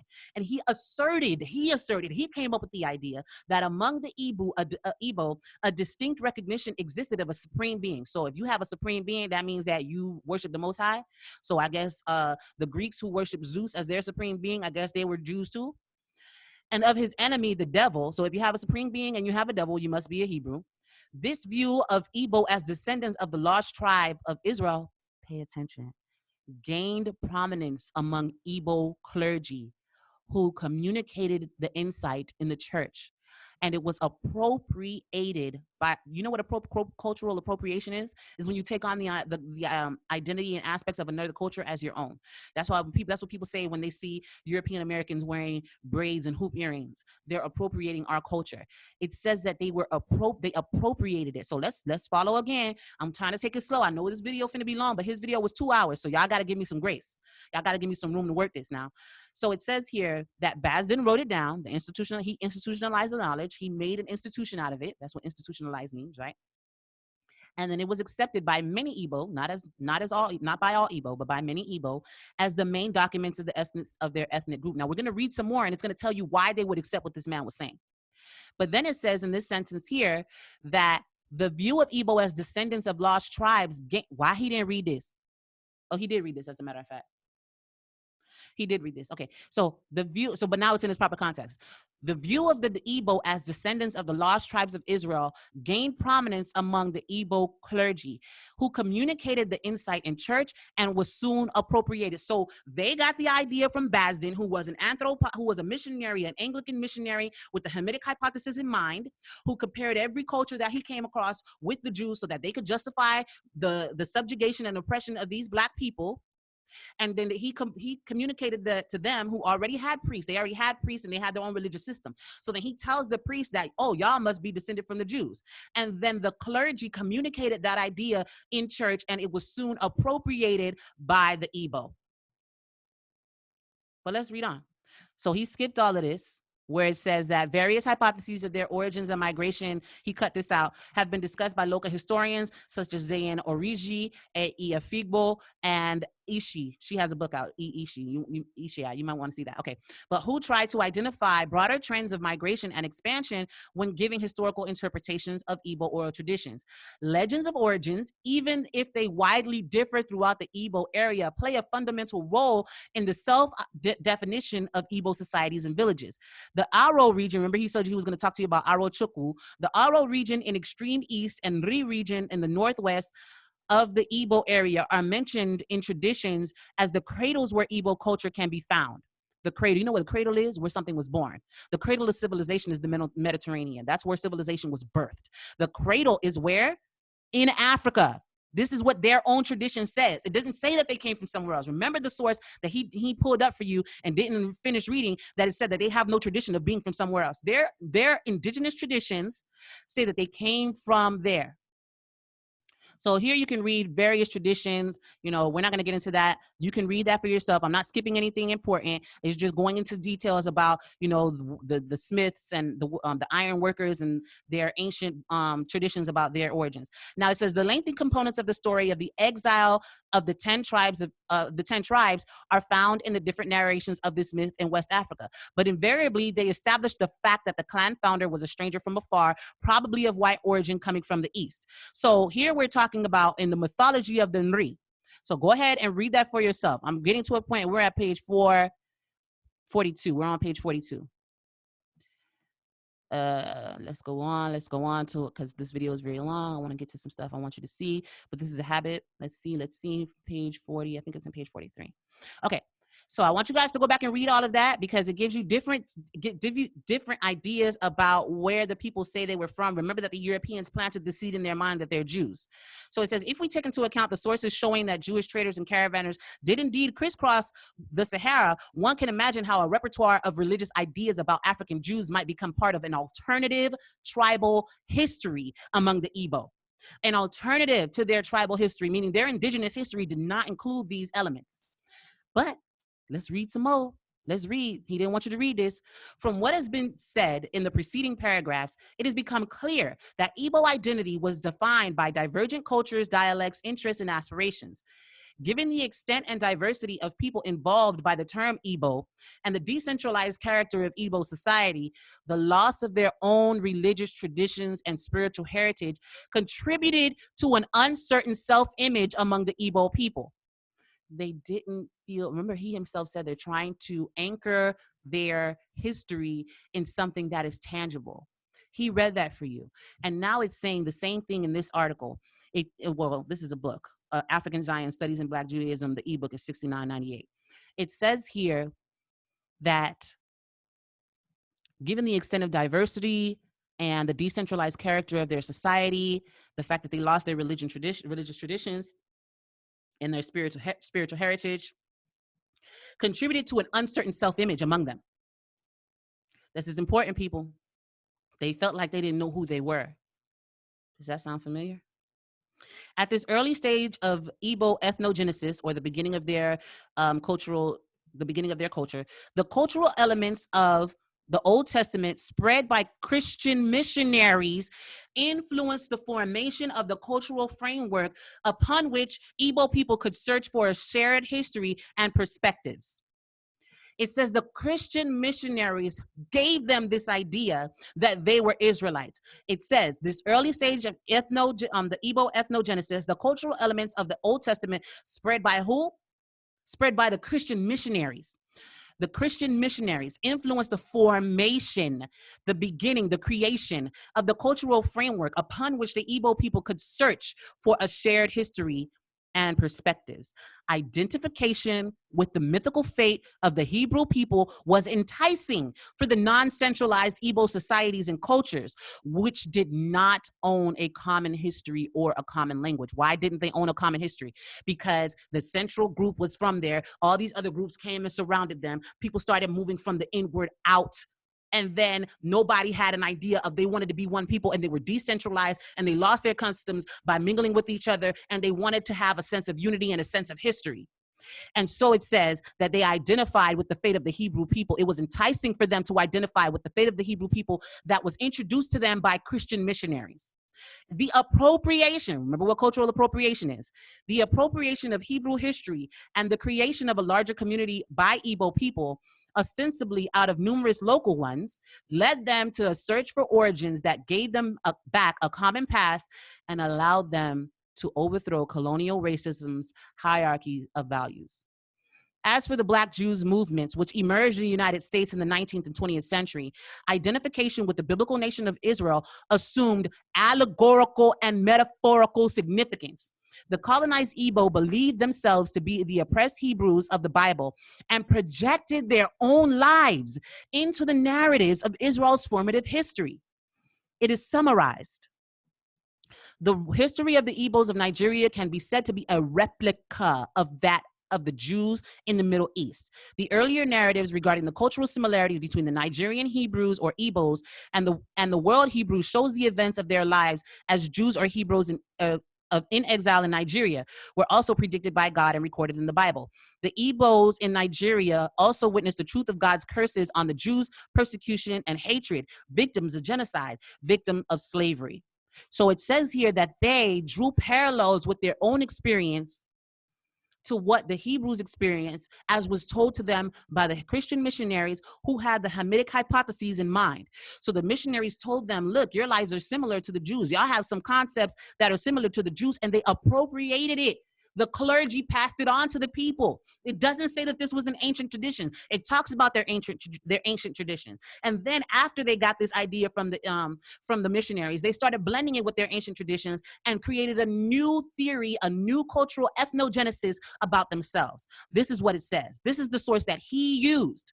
This is the source that he screenshotted and said, it's cut off right here, page 41. I'm scrolling up so y'all can see the whole thing that I went down, and I did not change my screen. This is the same screen. This is the same book, The Prroto History of Igbo-Jewish Identity, that he did not want you to read. And then it draws a correlation between that and the Black Jews of America. It's the same issue. They were decentralized. They had no common history. They needed a sense of identity. They compared themselves to the Jews. In their minds, they became the Jews. That is the Hebrew Israelite movement in a nutshell.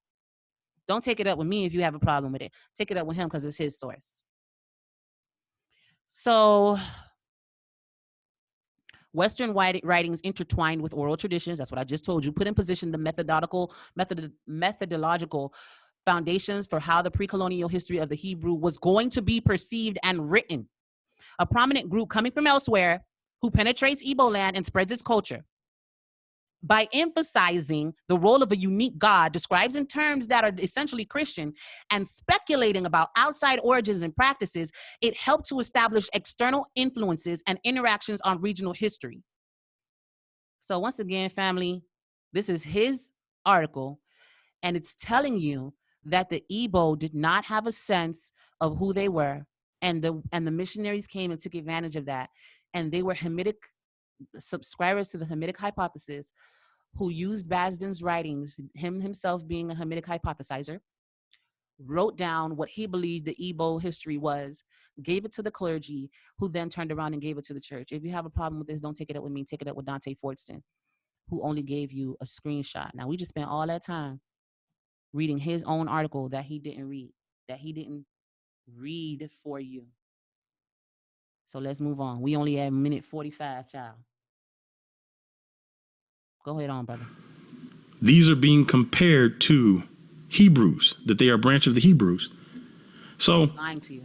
Let me ask you, do you think Damon Richardson did not find this? Remember, hold him to his own standard. Or do standard. you think that he found this and didn't tell you? Hold him to his own standard. Did I or my brother Damon Richardson not find this? I wasn't looking for it.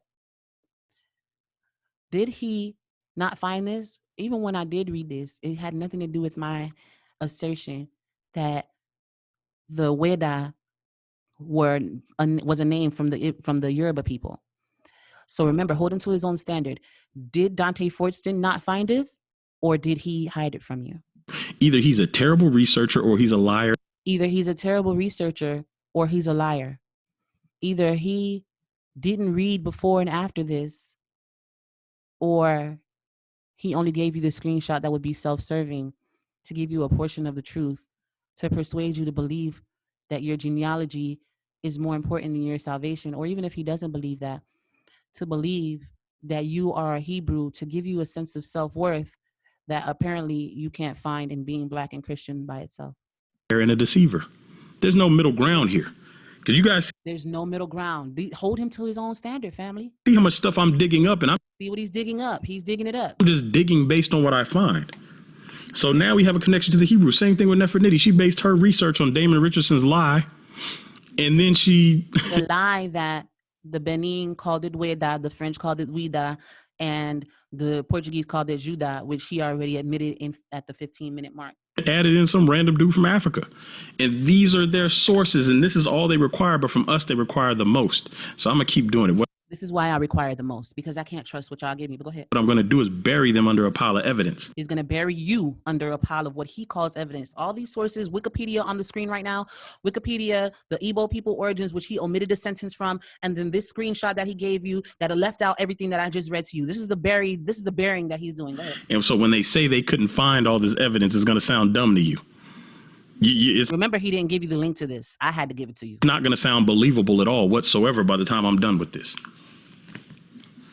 And I told you I'm going to get a lot of use out of this. So let me show you what history tells us. What kind of world do you want to live in? I want people to wear what they want. We back on Wikipedia. Hold on, let me make sure I got it up still. Igbo people. Igbo people. Persecution of Igbo. Okay, I think I have to pull that up. Oh, there it is. Go back. No, okay, so let's, there it is. Okay. All right. He was back on Wikipedia. Igbo people. We're gonna come back to there. I told you we was about to get into some stuff. Brother. So here's another resource. This comes from the University of Michigan.edu. Okay, so let's pull that up so you guys can see it alongside him, because I think it's clear on my screen.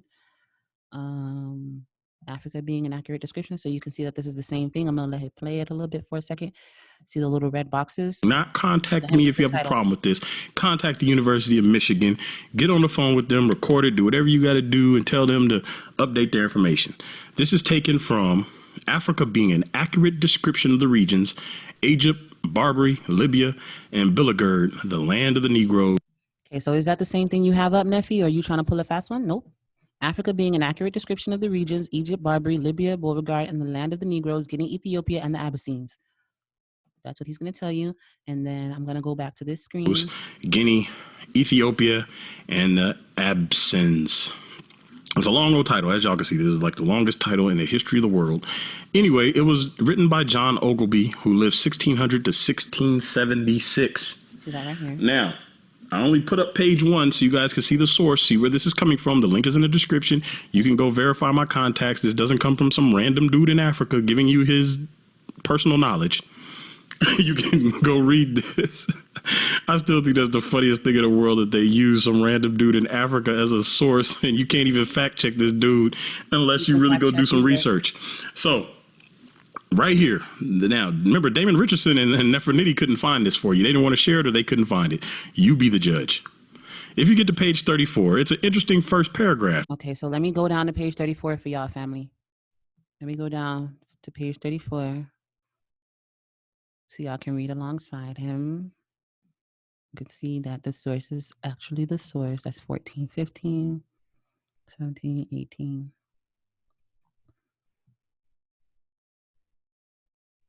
You don't want to close your eyes if you're somebody who gets dizzy. Okay, page 34. All right, go ahead and read for us, Brother Dante, what page 34 says. It says, many Jews also are scattered over this region. Remember, it's talking about Africa. Some natives boasting themselves of Abraham's seed, inhabiting both sides the river Niger. Others are Asian strangers who fled thither either from desolation of Jerusalem by Vespasian, or from Judea, wasted and depopulated by the Romans, Persians, Saracens, and Christians. Or else came out of Europe, whence they were banished, out of some parts of Italy in the year 1342, out of Spain in the year 1462, out of the Low Countries in 1350, out of France in 1403, out of England in 1422.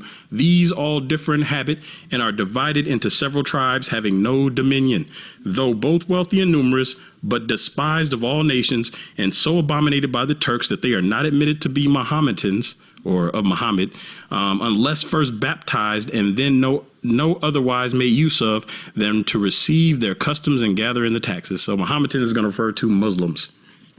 Now, I want to read that to you again, because we've already seen that there were people there that keep the Christian Sabbath. There are a people there called Jews. Notice he skipped the fact that that same Christian Sabbath citation says that they were white. Why didn't he remind you that it says that they were white?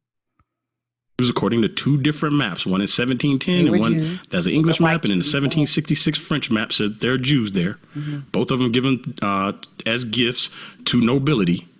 And then we have seen that their language and customs seem to indicate that they were actually Hebrews. And now we're seeing another source published by published on the University of Michigan website that says many Jews are also scattered over this region, some natives boasting themselves of Abraham's seed, inhabiting both sides of the river Niger. So boasting oneself does not mean that that's what you are.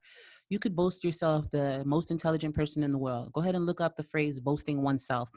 It's an exaggeration.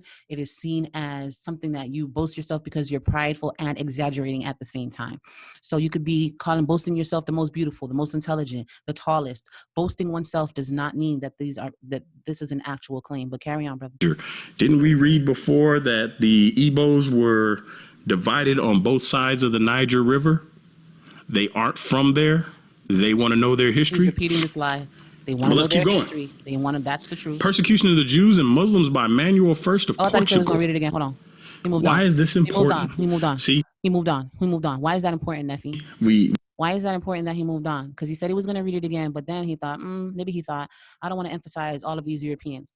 So just came out of Europe from where they were banished. And we're going to talk more about it. As a matter of fact, he's going to talk about it to you right now when he talks about the persecution of the Jews in Portugal. So some of them, it says that these people are on both sides of the river. Yes, it says that. Then he says some of them came out of Italy in 1342. Remember, he keeps harping on these maps from the 1700s. The earliest map he showed us was 1710. That's at least 300 years after they were banished out of Portugal. So all of these Europeans, it says they were banished out of parts of Italy in 1342, out of Spain in 1462, out of the Low Countries in 1350, out of France in 1402 and 1403, out of England in 1422. All of these people, these all differ in habit. They have different customs and are divided into several tribes. These people, these white people blended in with the tribes, having no dominion. They are wealthy and numerous, but despised of all nations. Why are they despised? Because they're white foreigners. The map said that they were white people. And now he's going to read to you another Wikipedia article. I don't lost count. 1, 2, 3, 4. I think that's at least 6 Wikipedia articles. So let's go back and let him read to you, as my custom is. And why I said it was 6, because here's another one over here. Here we go. We see that they boast that they are Abraham's seed, right? But how did they get there? How did they get there? The expulsion of the Jews from Portugal. And again, Damon Richardson and Nefertiti couldn't find this for you, even though it's on Wikipedia, right? So, they could have Googled this stuff. So you see the Wikipedia article. Is this in the links? Maybe. Let's find out. Expulsion. There's only one Wikipedia article. You can tell because it says Wikipedia.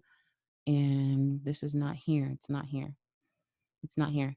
So that's okay because it's on Wikipedia and we can find it easily. So I'm going to, once again, I want you guys to see that I'm showing you the same thing he's showing you. And then you can read alongside him. Oh, I forgot to press play. Sorry. Stuff and found it. On 5th December, 1496,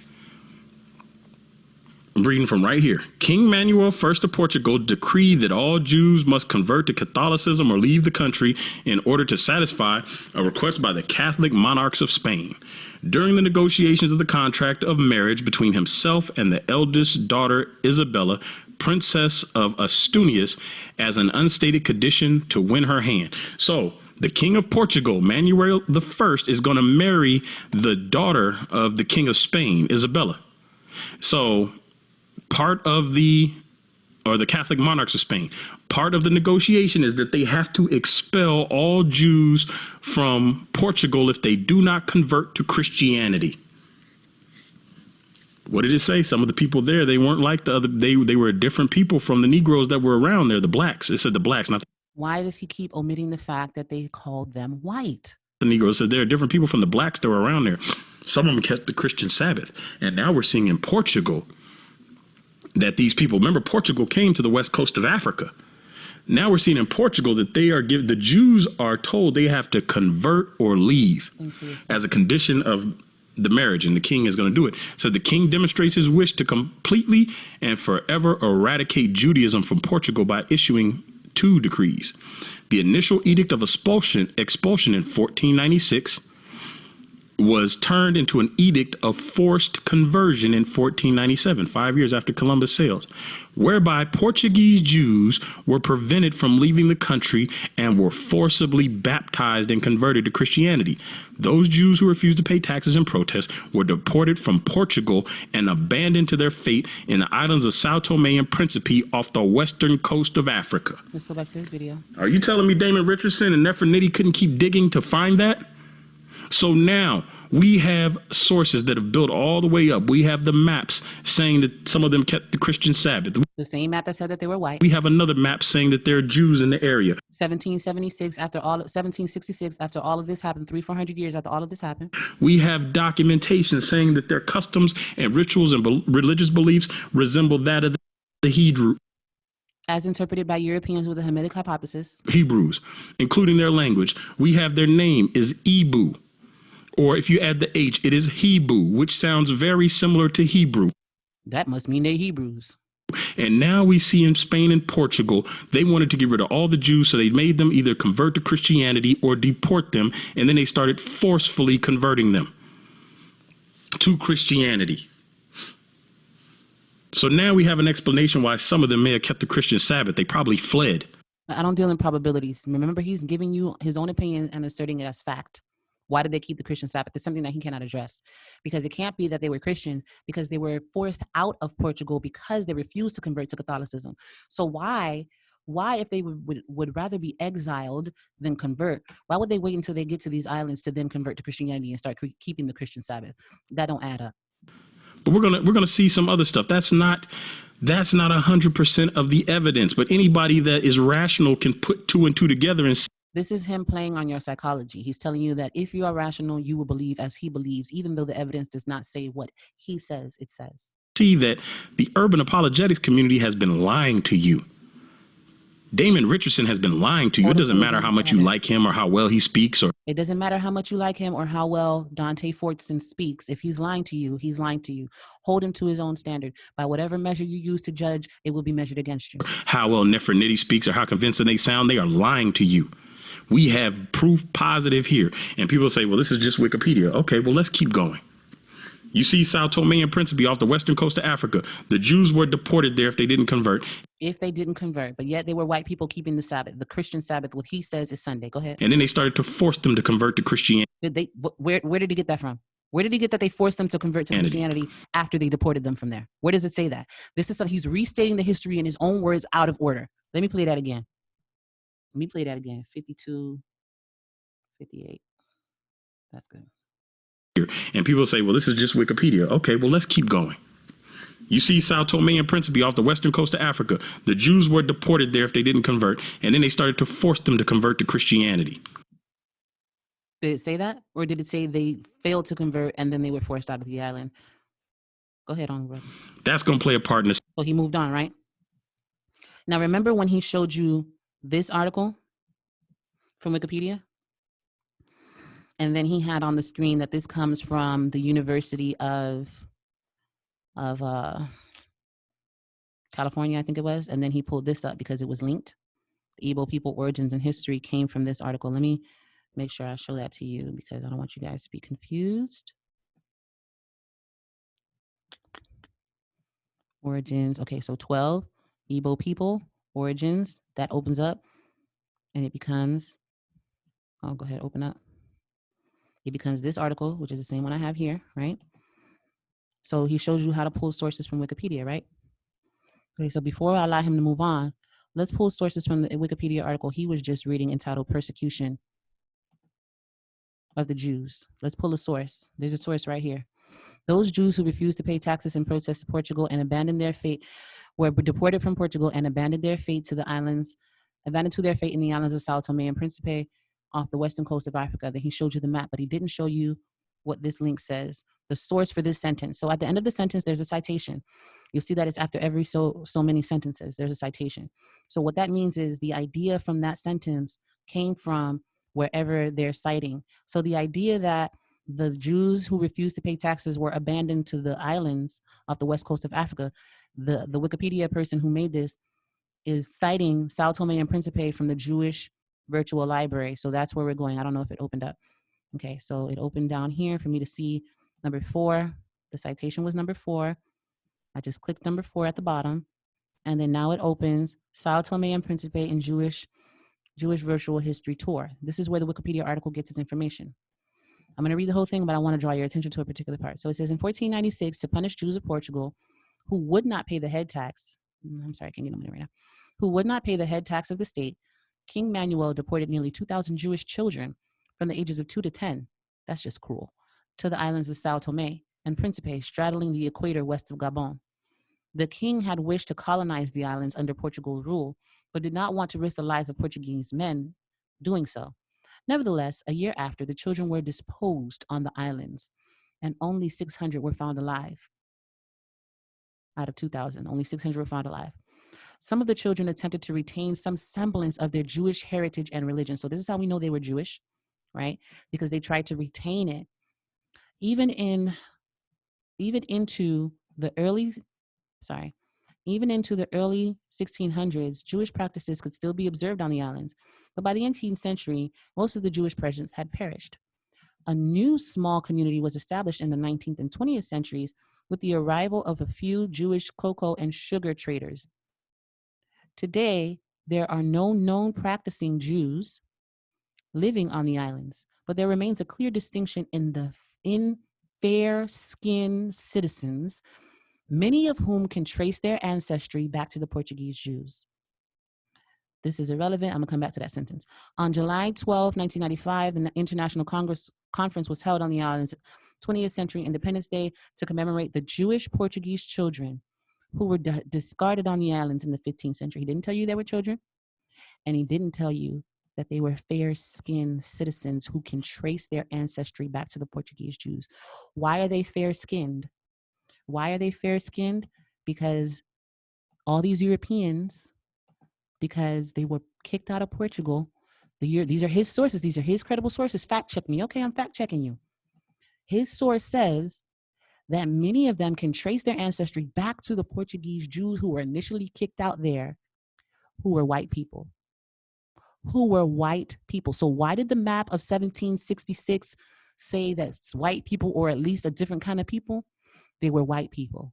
Not because whatever he's going to try to fabricate, not because of mulattoes, which I told you he would never say again. He has not said the word mulatto again. Mulattoes were not kicked out of Portugal. Remember, I'm going to keep this here. Many of whom can trace their ancestry back to Portuguese Jews because of their fair skin. There's a clear distinction in their fair skin. The fact that they're lighter than everyone else can easily be seen, and they trace their ancestry back to the Portuguese Jews who were kicked out, who are white people. But I'm the one that's lying. Go ahead. Let's go. Let's go, baby. He's on another article. Black Jews, the religious challenge or politics versus religion. I gave you all my sources. Check me, fact check me. Do you see Black Jews here? That's my video, Nefertiti, Igbo people Wikipedia, Igbo people, the other article, Slave Voyage Database. We haven't gotten to these. University of Geography, Igbo Jews in Nigeria. That's a YouTube video. 1766 map. Nehushtan, Wandering Jews, Igbo Suspectors. Another map. John Ogilvie, we already read that. Tribute for the Negro. Account of the slave trade. History of the Jews from the destruction of Jerusalem to present time. Is the phrase Black Jews, the religious challenge or political versus religion in there? No, it's not. Now, if you weren't surprised by the other screenshot of page 41 that he gave you, whether you were or weren't, this one is worse. This one is worse. This is another article that you have to download. He didn't give you the link. If you don't have a JSTOR account, you're not going to be able to read it, but you can create a JSTOR account for free, and they allow you to read them for free, but you can't download it. You have to pay to download. But basically, you can just screenshot it, and that's what he did here. He read it, he screenshotted it, and he's going to start on page 217 and then read to you and tell you to skip to page 235. But what Nephew's going to do, because I'm being honest with you guys, I'm going to read through his credible source, and we're going to see exactly why he only screenshotted these portions and gave you the version of the story that he wants you to have. So I'm going to let him speak and let him read to you, and we're going to read alongside him. Once again, if you don't have a JSTOR account, it is for the free. It is for the free. Where's the JSTOR? I didn't pull it up. That's okay. I got it. Don't worry about it. Let me pull up my spreadsheet. It's on my spreadsheet.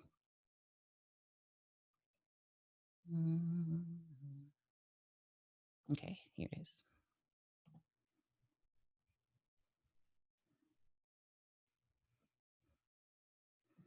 Okay. Black Jews, the religious challenge or politics versus religion. So once again, I'm going to let him read it to you. I'm going to let him read what he wants you to read and give you the conclusion he wants you to give you. Then we're going to fact check him. Let's go. A second. So now, we read earlier that the Europeans were fairly well informed of who was over there, and that they specifically wanted certain ethnicities for their plantations, right? Mm-hmm. So now here's another book. Ulysses Santa Maria wrote this book, published by Cambridge University Press, called Black Jews, The Religious Challenge or Politics versus Religion. Now, here's what it says. This, again, published by Cambridge University Press. If you have a problem with this, call Cambridge University Press. Don't bother me about He's telling you, listen, this is a credible source. This is Cambridge University Press. This is a credible source. This is a credible source. About it. I'm just the messenger. I'm delivering what it says because Damon Richardson could have done this. Nefertiti could have done this. The urban apologetics community could have done this. They don't want to because they don't want you to know the truth about who you are. They want to demonize it, and they want to keep you away from it at all costs. I want to keep you away from it at all costs. I demonize it, so I'm going to give you the whole thing The whole truth. That's why my video is entitled The Whole Truth. I'm going to give you the whole truth. So go ahead, let's start reading right here, page 217, and I'm going to go to page 235. Amongst the many religious groups to be found in the United States, one is remarkable and very little known, the Black Hebrews.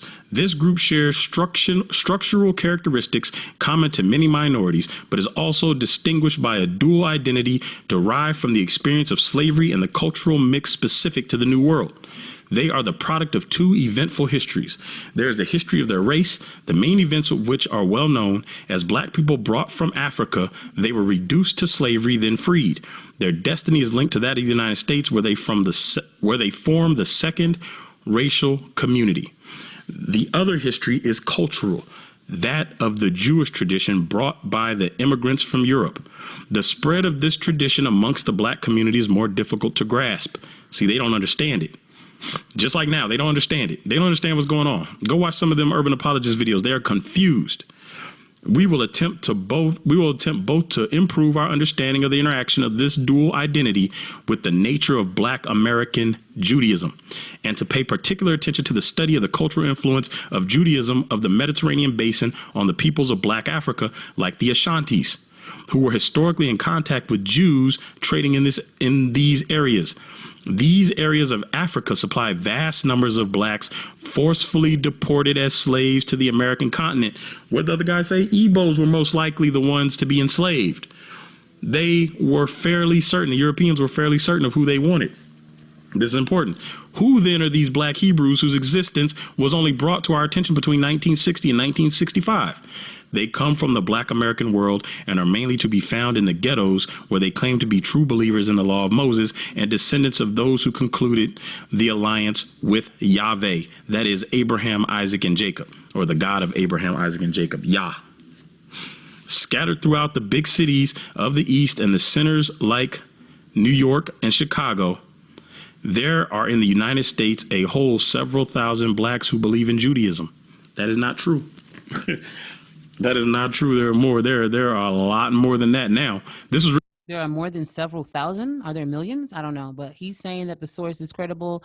Then this is something that he does. He tells you the source is credible. Then he tells you, don't believe the whole thing. Just believe the part that I want you to believe.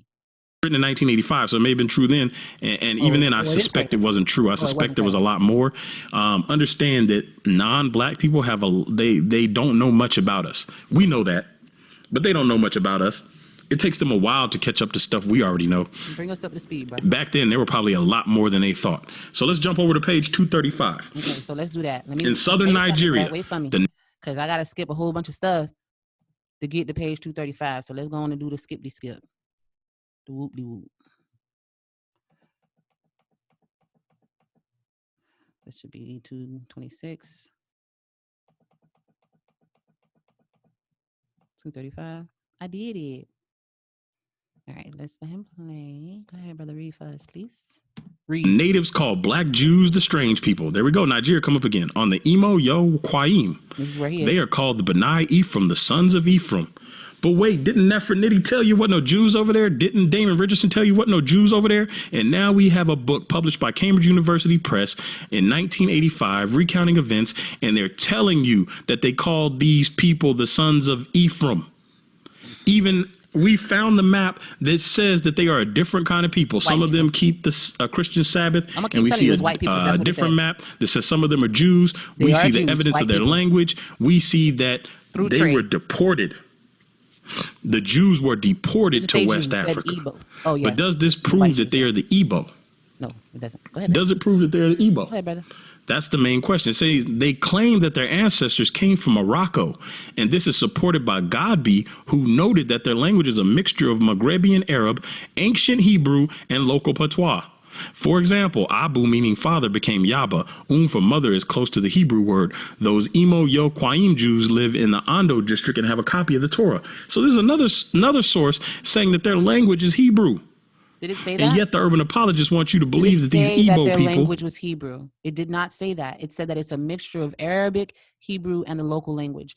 And then it even told you that before, in addition to Portuguese Jews being expelled there, that there was trade in that area and that they picked up certain word in the trade. But that's okay. Remember the fair-skinned Remember the fair-skinned Portuguese who were kicked out of Portugal, and he's saying that they're black. But let's continue. I'm going to let the brother read. Go ahead, brother. Are not who we believe they are. No, they're not. Go ahead. Our ancestors are not who we believe they are. And that says the Imo Yokwayim Jews live in the Ondo district and have a copy of the Torah. The study of customs and rites and the analysis of semantics of these African tribes have led many of their observers to propose some hypotheses and even draw some conclusions. Dr. Alan H. Gabi reached the following conclusion. These factors have a very specific significance if we consider the presence of Judaism among the American Negroes. Hundreds of thousands of slaves were transported to America from West Africa during the trade, which started some 400 years ago. What traces of Judaism still remained among the Negroes of West Africa at that period? To the extent that they were persecuted, they were more likely than other Negroes to be seized during wars and sold as slaves. Let me say that again. To the extent that they were persecuted, they were more likely than other Negroes to be seized during wars and sold as slaves. Why were they more likely? Because the Europeans were fairly well informed about who they were going after. And yet, when you go watch Nefertiti's video, they laughed at these brothers for saying that these people knew who they were going after. When you watch Damon Richardson's video, they mocked these brothers for saying that this is Judah. And here we have another source, not a black source, but another European writing about this and saying that these people were more likely to be seized and that they are linked to Hebrews through language and tradition, just like the other source. It says hundreds of, let me go here. What traces of Judaism still remained among the Negroes of West Africa at that period? To the extent that they were persecuted, they were more likely than other Negroes to be seized during wars and sold as slaves. It is virtually certain that many part Jewish Negroes were those sent as slaves to America. Why is it virtually certain? Because we just read that the Portuguese deported Jews into West Africa. How many of them would have been able to conserve some Jewish customs is another question. This conclusion put forward by Gabi, which argues for the existence of a more or less recurrent Judaism in West Africa in the same places as those from which the Negroes were taken, is shared by others such as Maurice Delafosse. But most significantly, it has been adopted by a class of educated black Americans as a key argument to demonstrate that the Jewish religion is the traditional religion of Africans brought in slavery to the American continent. So there. Again, don't tell us we don't have no evidence. Right here, they're saying Judaism. I'm sorry, I don't want to cut you off, brother, but I just want y'all to see that his little screenshot here that he created. He wanted you to know that it was Cambridge University. He wanted you to read page 217, which is the first page of the article. Then you go all the way to the end and read 235 and 236, and then it stops here. Let me see if I can enlarge that. It stops here in slavery to the American continent. So that's important. Because the very next sentence, just like he has done time and time again, the information that he's omitting, the information he's leaving out, shoots him in the foot, and he doesn't want you to see that. Was brought to America by the people that were enslaved from West Africa, which answers your question. If you're wondering why African slaves were singing Kumbaya in a language called Gullah, which is a Hebrew word, it's because they were kidnapping Israelites. Remember that the kidnappers are the people from Xweda. The kidnappers are the people from Xweda who went into the interior and captured the Igbo people. So Israelites were kidnapping Israelites, apparently. I gave you the receipts. These are all the links are in the description. You can go click them and read them.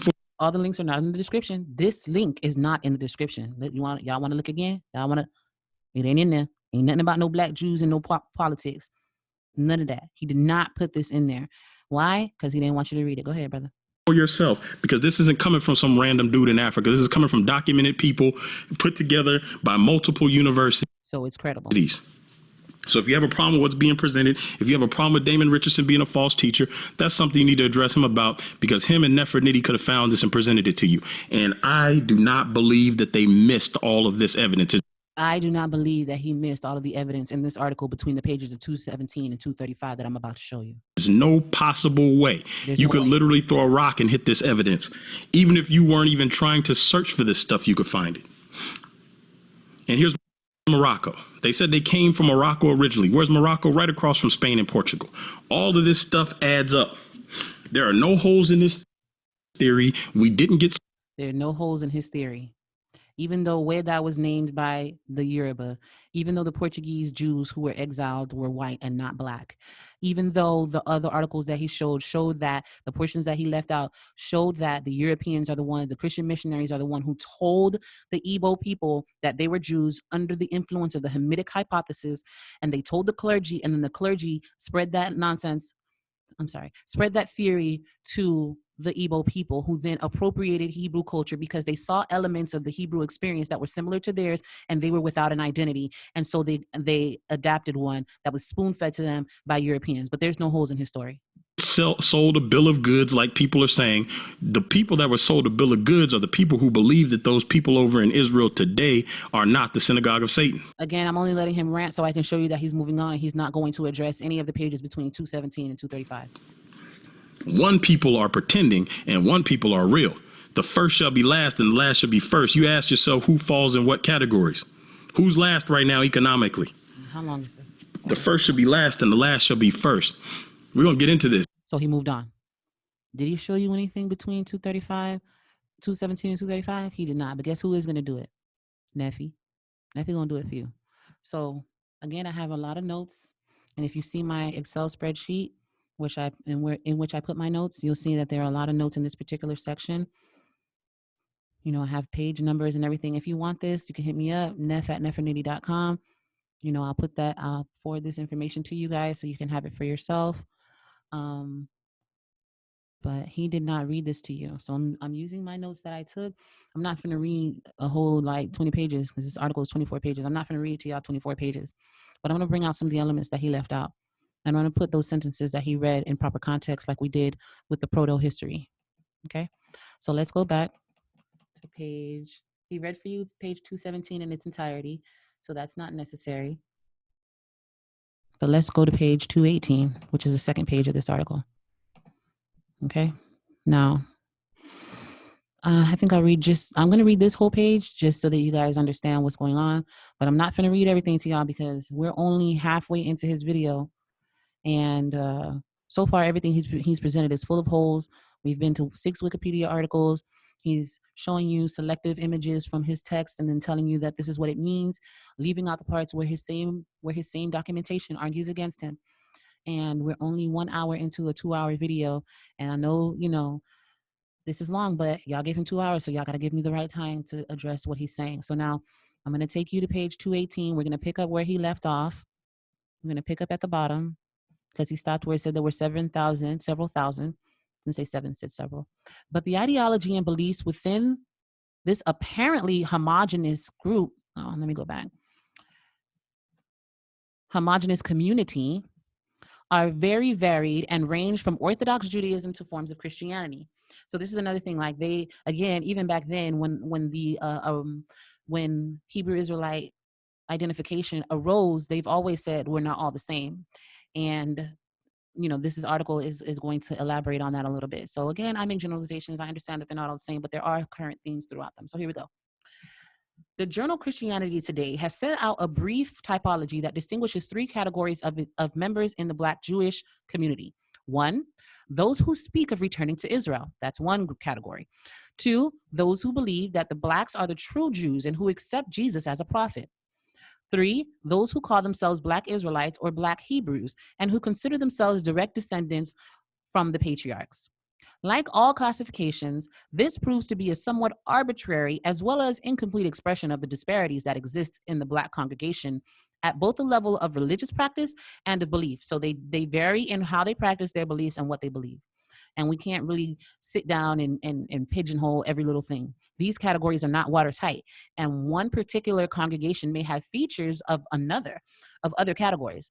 This is the case of the B'nai Sakin Sar Shalom congregation in Chicago, part of whose membership is settled in Israel. They are scarcely mentioned before 1967, when several of them returned to Israel, the land of their fathers. Remember, every time they compare them to Jews, it's in a comparison. It's never saying that they are Jews. This raises the problem of integration and an internal split within their movement, which attracted a certain amount of publicity. Hold on. I think I left something out of the other article that I wanted to highlight. So I'm going to check my notes briefly because that just triggered me. Okay. I did not. I went through it. Okay, so the paradoxical search for an original ancestral and mythical place is comparable with the other tendency of Black American activist movements to aspire to return to Africa, which is sentimentally considered the motherland. This quest for an origin and for African links has been strikingly described in Alex Haley's novel Roots. The author, a contemporary Black American, was able to reconstitute the genealogy of his family over time, since the day in 1767 when his ancestor landed on American soil to be sold into slavery. It can be argued that there is a significant correlation between American Blacks' consciousness of their Blackness, of their lack of a historical past, and the appearance of Black Hebrews and Black Muslims. Remember, the title of this article is The Religious Challenge or Politics versus Religion. So they're saying that there's a religious response to a political ideology, and we're going to talk more about that. But they're saying it's the same phenomenon that's taking place with Black Hebrews is also taking place with Black Muslims. The fact that these two phenomena occurred at the same historical moment is evidence of this connection. The religious phenomenon stemming from the social and cultural needs for an existence that is recognized, affirmed, and vindicated. We're going to talk about that. We already talked about the Igbo feeling displaced because they were decentralized and they had so much movement going on and they didn't have a shared local history, and the European missionaries taking advantage of that and giving them a history. And this other article, which again is his source, is saying the same thing. Why didn't he tell you to read page 218? If you have a problem with that, take that up with him. To understand this religion's phenomenon, we need to both explore the premises of the movement and resituate the American Black. It was during the 60s that the Black American movement was organized and its claims intensified. Everyone knows the slogans: Black is beautiful, Black power. No one can be unaware of their resonance, their message, the implications they have for millions of Americans, white or Black. This political ideology as a whole is supported by a whole set of arguments, by a philosophy, by a kind of cult Blackness, the color of Black skin, of racial identity. We are now on page 219. Remember, we talked before about religious appropriation. Let's read on. The latter, does this imply an apology for Blackness or for Black power? The latter is created and finds its justification and its roots in pseudo-biblical or religious explanation. Pseudo-biblical. It creates its own theology, the theology of Black power. Does this mean political power that needs to be supported by a religious justification?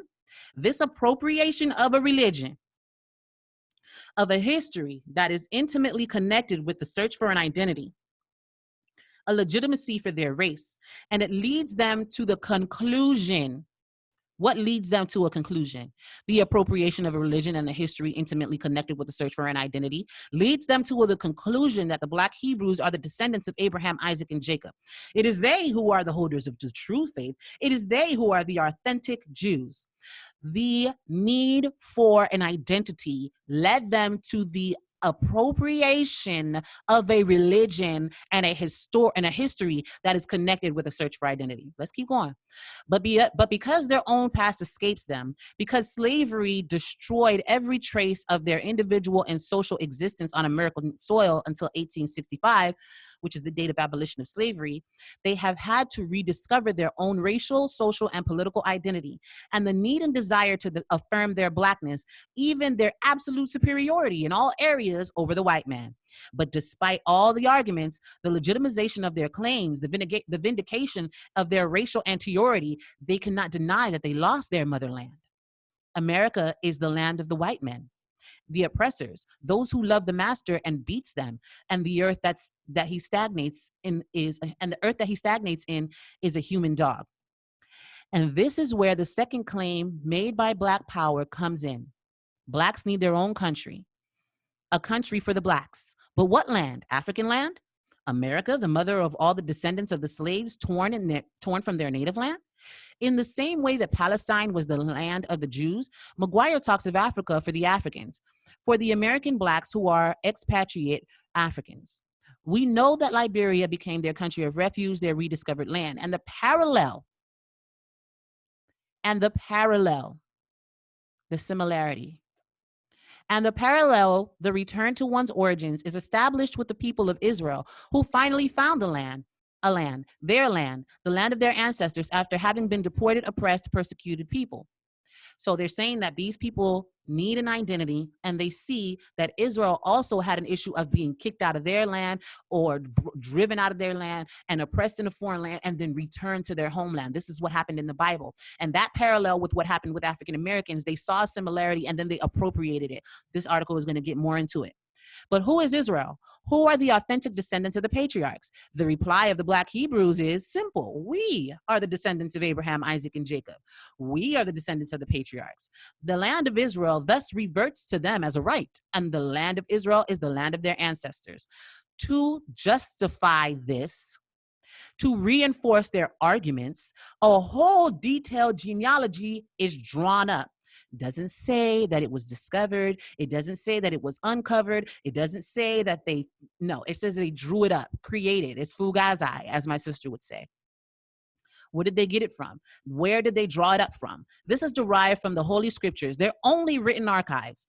A selection of verses is selected, which are subject to a detailed and pointed interpretation, which reveals the validity of their claim. So they interpret it and they point it in a certain direction. They read to you certain selections of scripture, just like he showed you certain selections of even this very article, and he gives you his own interpretation, just like they do with the Bible, and tell you to think that it means whatever they say it means. Can you trust that? Stop letting people think for you. Read it for yourself. Again, we have to know the interaction between the color of skin and religion, because the Black Muslims have the same racial and religious problem. In both cases, we have to ask whether the basic problem is not, in fact, the issue of being Black. Is there an issue with you being Black? If it is, in fact, the issue of being Black that is actually prior to the fact of being Jewish or Muslim.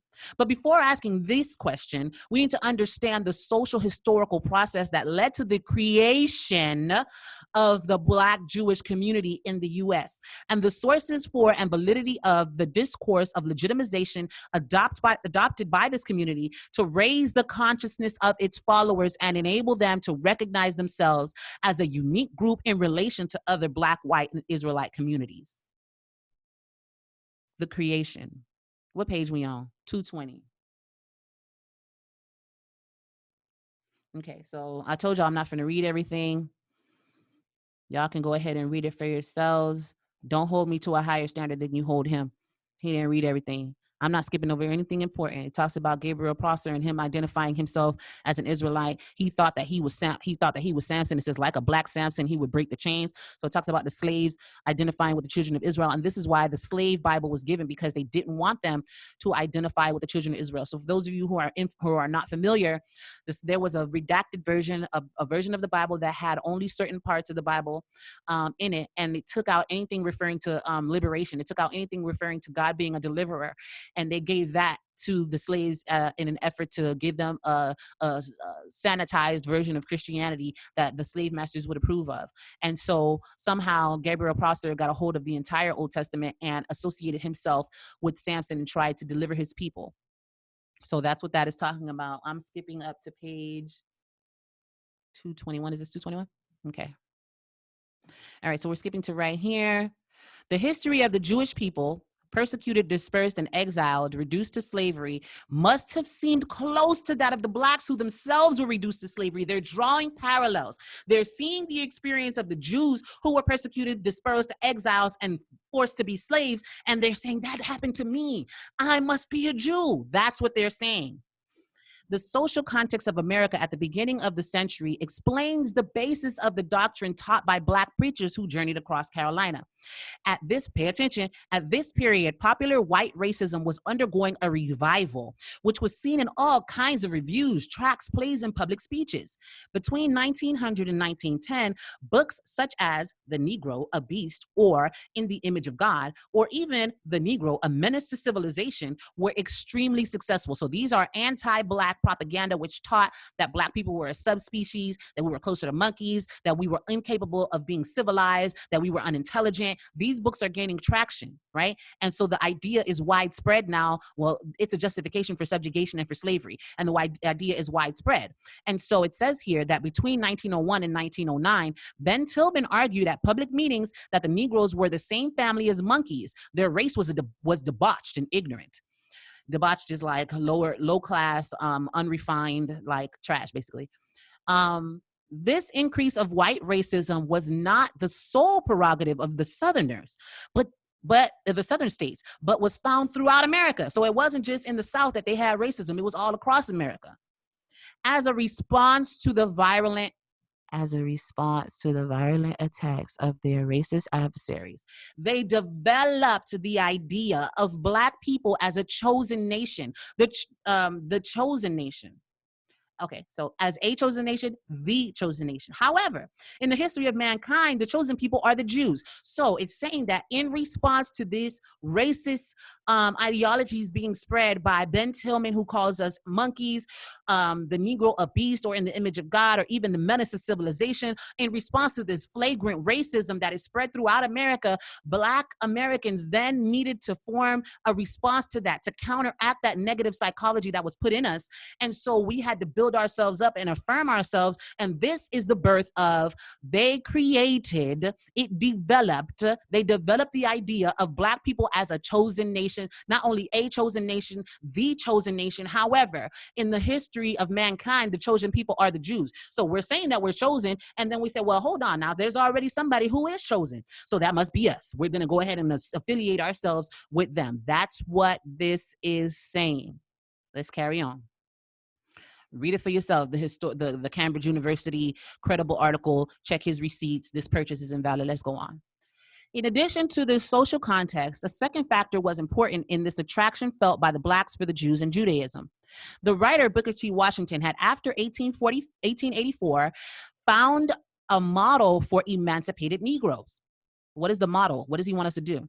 For him, it was essential to preserve human dignity. And what people knew better how to do this than the Jews through their centuries of persecution. So he said the Jews have always retained their dignity, even though they were persecuted. We were persecuted, or we are being persecuted. We need to retain our dignity. Let's copy the Jews.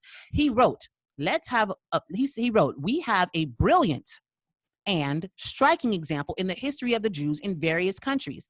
No other race has suffered as much in America and in other parts of the world, but they remained united. They kept their unity, their pride, their love for their race, and their importance grew through the centuries, even in those countries where they were despised. And it is above all because they maintain their faith and their destiny. If the Negro does not learn to imitate the Jews in these areas, he cannot hope to succeed. Other writers, such as Benjamin Tucker Tanner, took up this theme of the need for Negroes to imitate Jewish behavior. First of all, they could help the Black population overcome their own social and political economic disorganization. Black society had to be structured and given coherence in order to become stronger and to be more able to exist in a world of whites.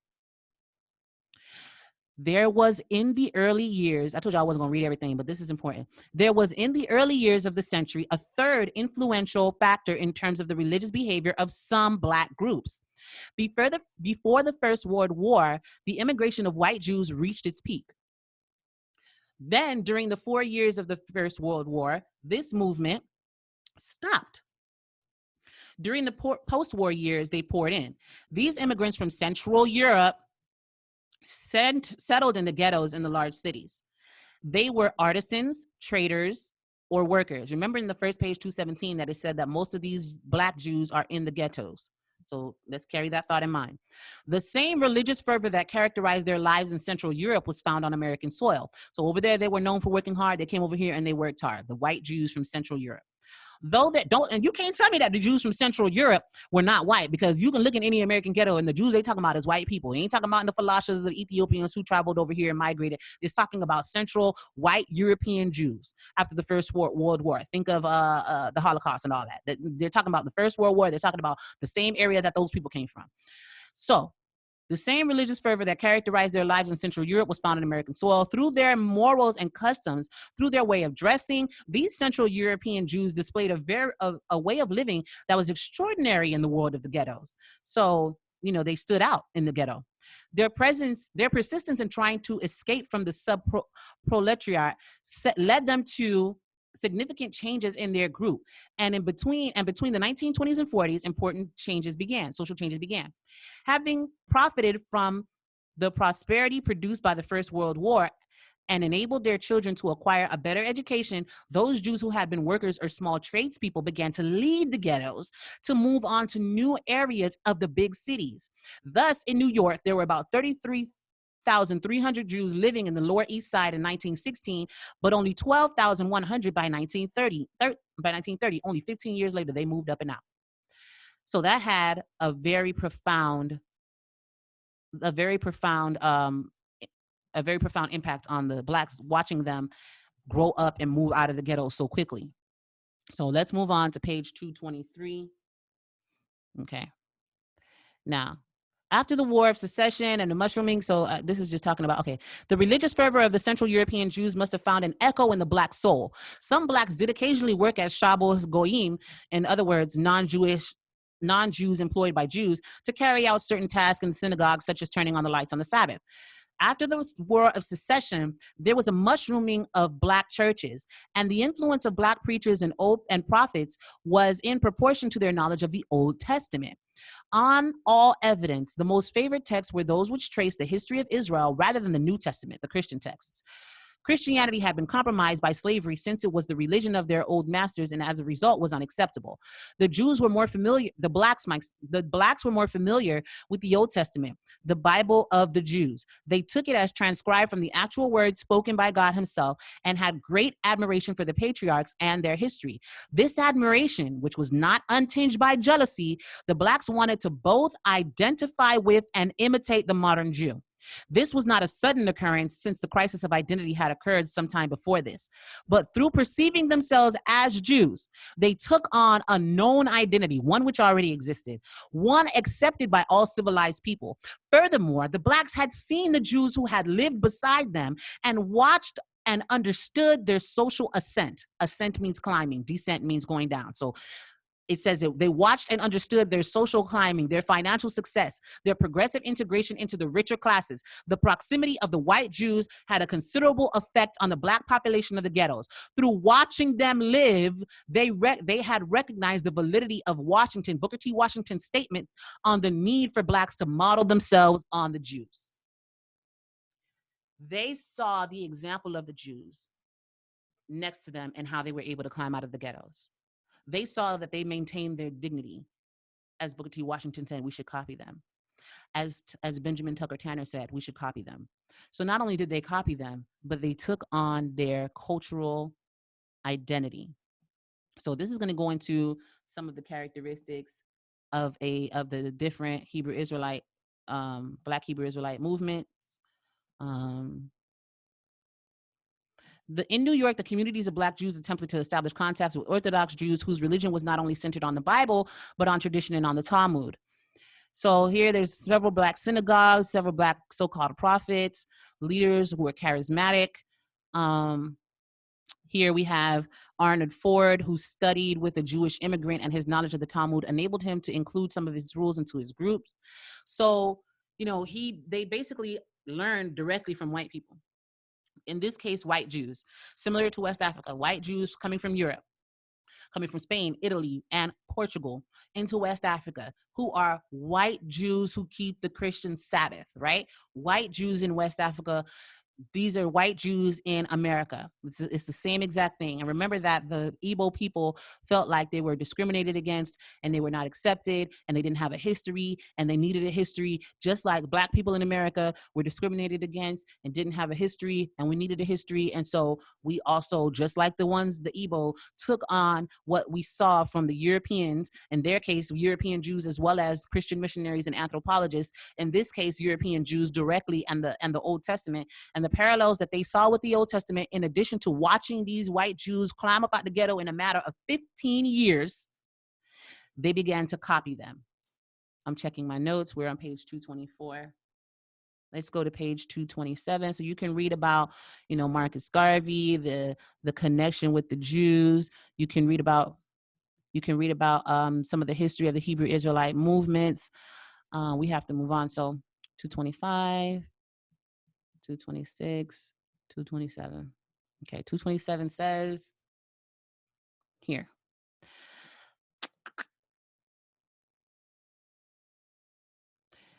Though, through a process of cultural and economic selection, those who remained, the Jews who had left, so all the white Jews left, those who remained were not only the poorest, but also the most religious.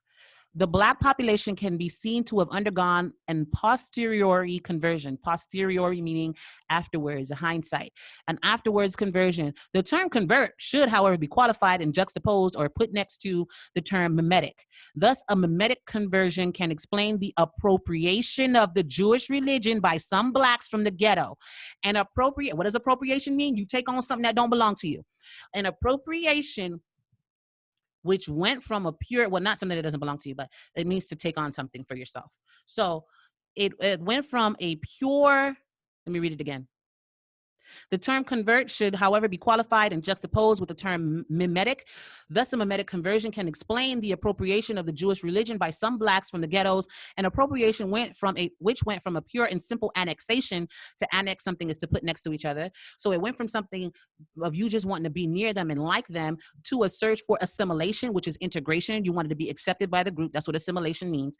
And recognition. So they sought not only to be blended in, but also to be recognized by the white Jewish community. Again, this period saw among the Blacks of the United States in the beginnings a profoundly important movement, the search for identity, their identity. This is what it is. This is what Black Hebrews is. It's a search for identity. This is his article that is saying that. This is why he gave you screenshots and told you only to read page 217, 235, and 236. So, hold on, let me make sure I don't leave anything important out. During the 60s, a totally new current developed. Black Jewish communities were created that were ideologically distinct from the older ones. The primary search for a communal religious life gave way to a search for glorious identity, or at least a historical one. Same thing with the Igbos. They're looking for a historical identity. Even Dante told you that they're looking for a historical identity. This is the issue. Although this rewriting of the history of the Jewish people is common to all Black groups, the variations correspond to the social and political structure of each group. So they basically tailor, just like when he was saying in his video that you can watch this other group, the Tawe or Towe or whatever their name is, and their belief that Jews will return, the Black Hebrews will return back to Xweda, West Africa, from whence they came. So each one of them has different things that tailor to their own political ideologies and social ideologies. But for all Black Jews, it is a religion that guarantees the origins and their identity. They define themselves in terms of a religion and in the context of a religion. They are Black. Their religion is the original religion of Black men. They discover not only their identity, but also their pride in existence and religions of their race. Black Jews, or more accurately, Black, moving on to page 228, Hebrews, as they want to call themselves, claim a racial religion, a race and religion being tightly connected and intertwined with race determining religion and religion becoming one of the criteria for race. After all, isn't religion at the beginning of the history of the race?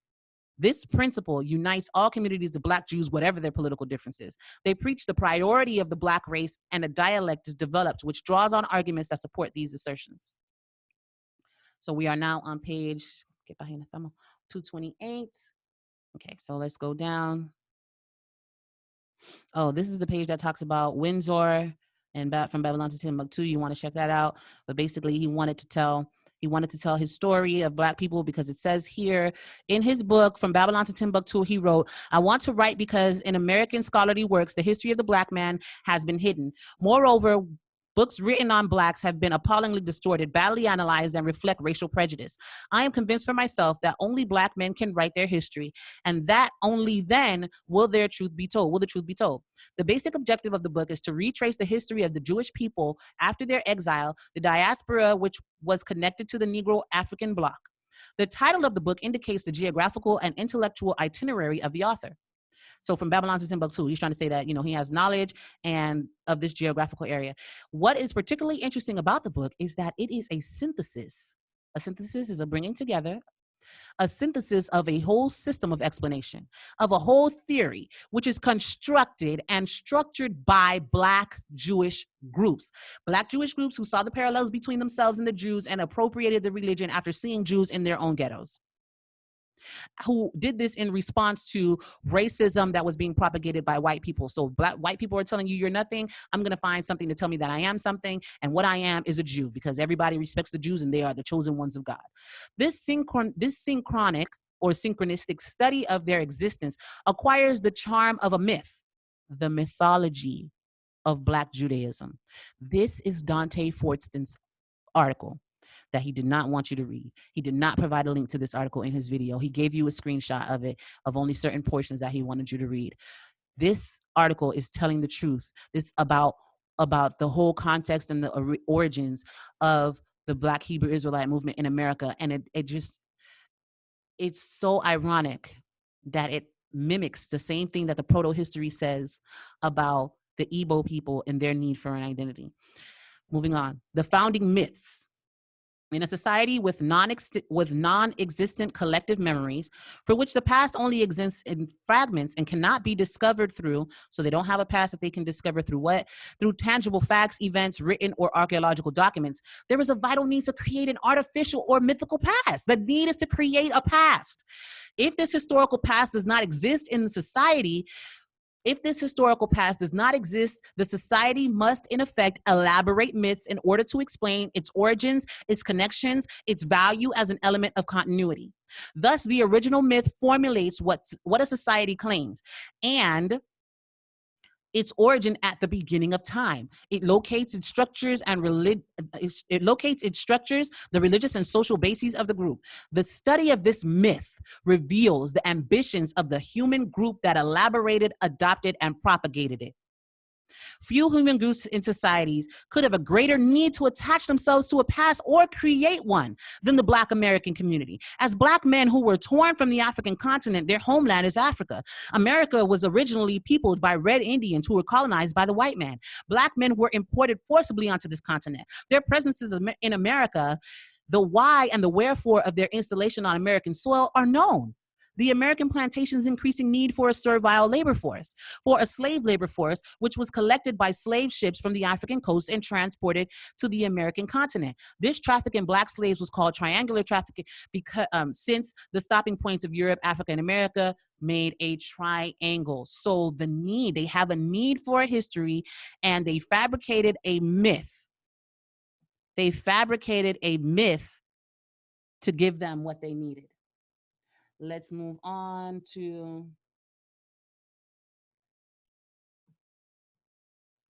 231. Look at all this time I got to spend on this article that this man should have read to y'all. 231. My note says that. Where's my notes?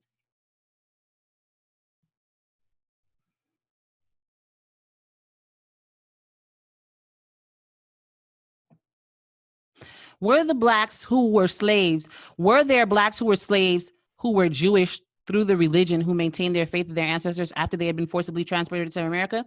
Only through the analysis of mythology of the Jewish African origins of the Black Hebrews will this become clear.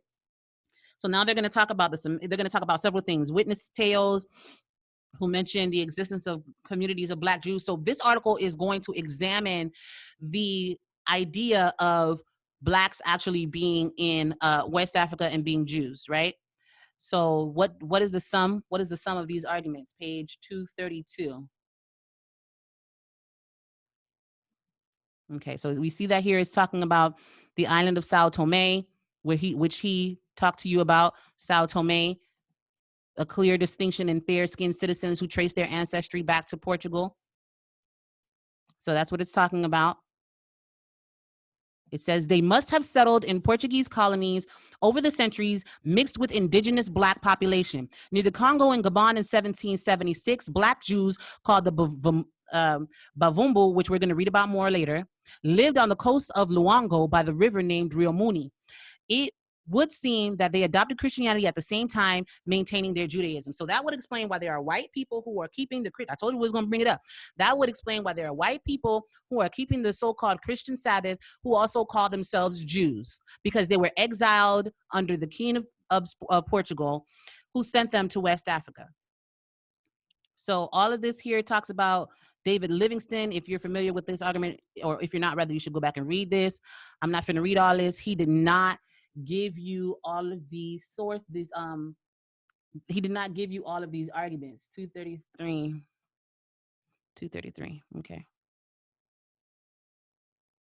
Okay, so here we go again. J. Leighton Wilson was a missionary for 18 years in Africa. In his work, Western Africa, Its History, Condition, and Prospects, 1856, he states that in Senegambia, religion was a mixture of paganism, Judaism, and Islam, and that it is difficult to define the areas of influence of each of these three religions. In northern Guinea, paganism and Judaism were closely intertwined, and in the south, there were more traces of Christianity. He based his conclusion on the existence of some customs which seemed to him to be remnants of Judaism. Remember the Hamitic hypothesis. European anthropologists and missionaries looking at everything through a Hebrew Hamitic lens so that they could justify subjugation. He's saying that he sees their customs and, oh, they must be Jews, circumcision, they got different tribes, they got 12 large families, so all the 12 tribes of Israel is over there? Okay, whatever. Strict prohibitions on marriage, all of these things are what he believed led him to the belief that they were Jews. It is also possible that West Africa, the Ashanti of the Gold Coast, have been influenced by Judaism, and there are traces of this in some of their beliefs and customs. We already know how they found out about Judaism. The Jews came there from Portugal, and then the Europeans came back and told them, after when they brought the missionaries, that they were the true Jews. They learned it from the Europeans. So I suggest you go back and read the rest of this article. This is a ton of information that he left out, and he said to you that either I didn't find it or I didn't give it to you. Now, I know, like I said, this is long. We only halfway through the video. So good thing is he's going to start ranting, and there's some stuff I'm going to be able to skip. So, but right now, let's get into this next. Now, you get over here. This right here comes from archive.org. This is in his description box, Universal Geography. Where is it? Right there. So we did see that. So he left out the last article, but he didn't forget this one. So let's go. The link is in the description. The Universal Geography, Earth and all its inhabitants. Here are the inclusion dates and who wrote what. You can go verify this for yourself right here. They have been compared to the Saracoles, the Jews of West Africa. Hold on. But unlike them, are chiefly wholesale dealers carrying on in large. They have been compared to the Saracoles. So let's do a search because this document is 600 pages long. Wrong document. Hold on, guys. Let me move that out of the way. Let's do a search for Saracole. Move this. I can't see. I'll move this. There we go. Oh, there's the problem. Okay, so we're letting that run. Saracole. That's not what he's reading because he's saying something that says that the Saracole are called the Jews. Here it is. So it says here, they have been compared to the Saracoles, the quote unquote. Why are there quotations? Is it saying that the Saracole are Jews? It's like saying the Barack Obama of Mexico. The Barack Obama of Mexico was the first black president of Mexico. So we had our first black president here. They had their first black president there. In order to get people to understand the similarity, we would say that's the Barack Obama of Mexico. They're saying that these people are the Jews of West Africa in quotation marks. They're not saying that they're physically, literally, genealogically, bloodline Jews of West Africa. That's not who the Saracole are. And if you do a search for Saracole, there are 15 hits, and none of them gives any other reference to them being Jews in this 600-page document that he says is a credible source. So go ahead and read for us, bro. Large caravan trade between Sierra Leone and Timbuktu and extended their expeditions from Senegal to the lower Niger. So, again, why do they keep mentioning Jews in West Africa? In quotation marks. Because according to Damon Richardson, wasn't no Jews down there. According to Nefertiti, wasn't no Jews down there in West Africa. And yet we keep seeing multiple sources. Here again, the old writers called it Judah. But wait, before I read that, let me point out Damon Richardson. Hold on. The old writers called it Judah. Let's find that because let's see if I can find writers.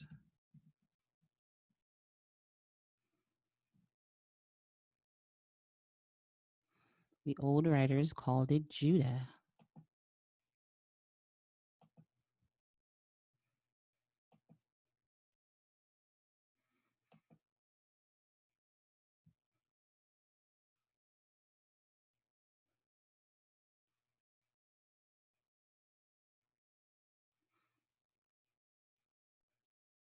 Bro, what is saying it up?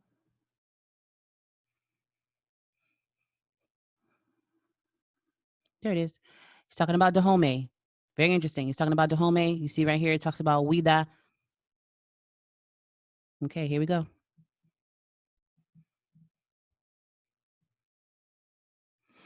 Why did he start from the old writers called it Judah? Why did he skip east of the Great Popo River begins Dahomey territory, guarded by important town of Glehwe, which we read in the Wikipedia article, Kingdom of Xweda, I think it was. One of them talked about Glehwe. Hold on a second. See?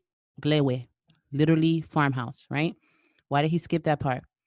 Why did he skip that part? Let's go back to, where is it? Universal Geography. He skipped and he started from reading from the old writers called it Judah. But it says here, known to Europeans by various names, Fida, Xweda, Xweda. Okay, just like the African dude said, it was originally called by the people of Benin, Xweda. Then he skips to the old writers called it Judah. So let me go ahead and let him talk to you. Read. It said that they called it Judah or a Judah because the Portuguese couldn't pronounce Wida.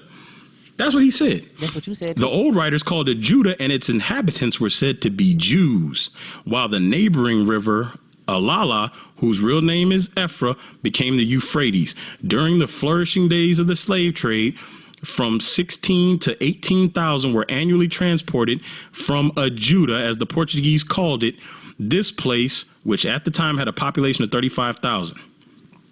The tutelar deity of Wida is the snake, and its famous fetish temple is served by priestesses called mothers or sisters of serpents, and recruited by abduction of young girls on feast days. We're going to come back to that snake.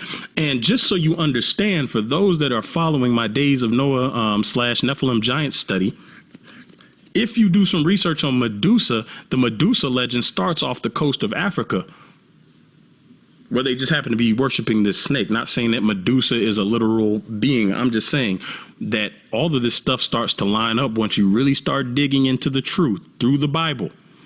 When you start digging into all this stuff, and again, if you have not watched my Nephilim giant study, go watch that in context.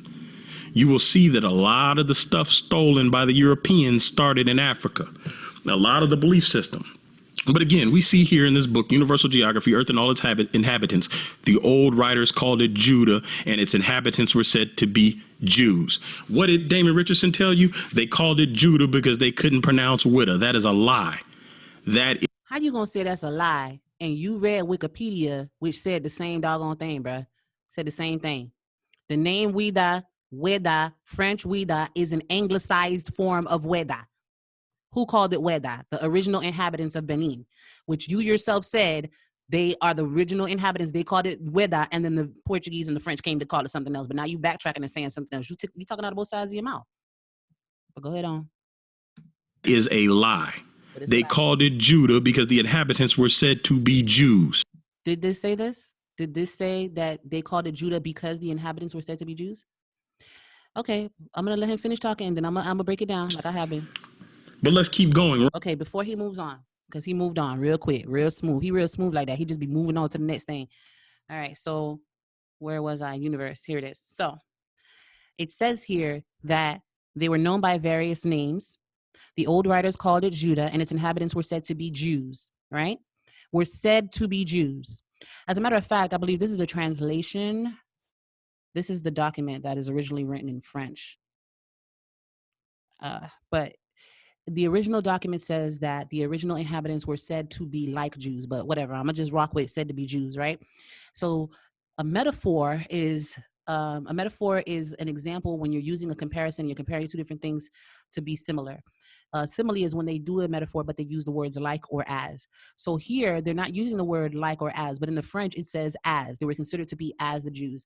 But don't worry about that because that ain't even important. I'm going to just prove it to you with what's in front of you so that you don't have to go beyond what's in the context of what's right in front of you. But it says here that the river Alala, whose real name is Ephra, became the Euphrates. So it's saying here that the people, the Europeans, called the inhabitants Jews and called the river the Euphrates. Did the Europeans think that was really the Euphrates River? Is that the argument? Because the same way they call the Alala, which real name is Ephra, the Euphrates, they also call the inhabitants Jews from Weda. Did the Yoruba call it Xweda because of the tribe of Judah? Did the Yoruba have a hard time pronouncing Judah? That's what I want to know. That's what I want to know. So, but he's moving on, so we're going to move on to him. I got to catch up with him. Hold on. Where you at? Right here. Black Jews. That's where he's at. Let's do it. Let's do it. Black Jews. Okay, here we go. As part of the local trade in the hands of the Mavumbas, a people of grave and solemn aspect, with intelligent eyes, straight or even aquiline noses, whose pronounced Semitic type has earned for them the Portuguese designation of Judeos Prrotos, or the Black Jews. So now the Portuguese refer to them as Black Jews, specifically Black Jews. This is important. Black Jews. Black Jews were deported to West Africa. There he goes again. Is that what it says? We already read from his own source. That they were fair-skinned citizens of Portugal. They were white people who came and intermingled. And we're going to talk about this some more because he's going to continue to harp on this Black Jew thing, and all of his evidence betrays him. Is that what it says? Does it say that they were kicked out and called Black Jews before they left? Black Jews were kicked out of Portugal? That is a conclusion that he's drawing for you. Think for yourself, family. You should be ashamed, dog. Y'all should be ashamed for coming on my page and trying me and high-fiving this dude and calling me all types of names and telling me I'm finna eat my words and all type of craziness when you didn't even investigate what the man said. Stop letting people think for you and calling yourself a free thinker, dog. Stop that nonsense. He just told you that the people in Judah were Black Jews, but this article does not say it. Where does it say that at? Where does it say they kicked out Black Jews from Portugal? It says the Portuguese called these people Black Jews because they had straight noses and intelligent looking eyes, and they look like white people because they descend from white people. So they have features that still carry on the genes of their ancestors. And I'm going to go in and show you some more about that. It also talks about Mavumbus that we just talked about in this article, where it also says the same thing about them descending from Portuguese Jews. Go ahead. Keep going though. Keep letting this man think for y'all and tell y'all, give you conclusions and overriding your prefrontal cortex. Let him go ahead and feed you this information while you let your guard down and just accept everything he says and ride on the bandwagon while he calling me a liar. Go ahead.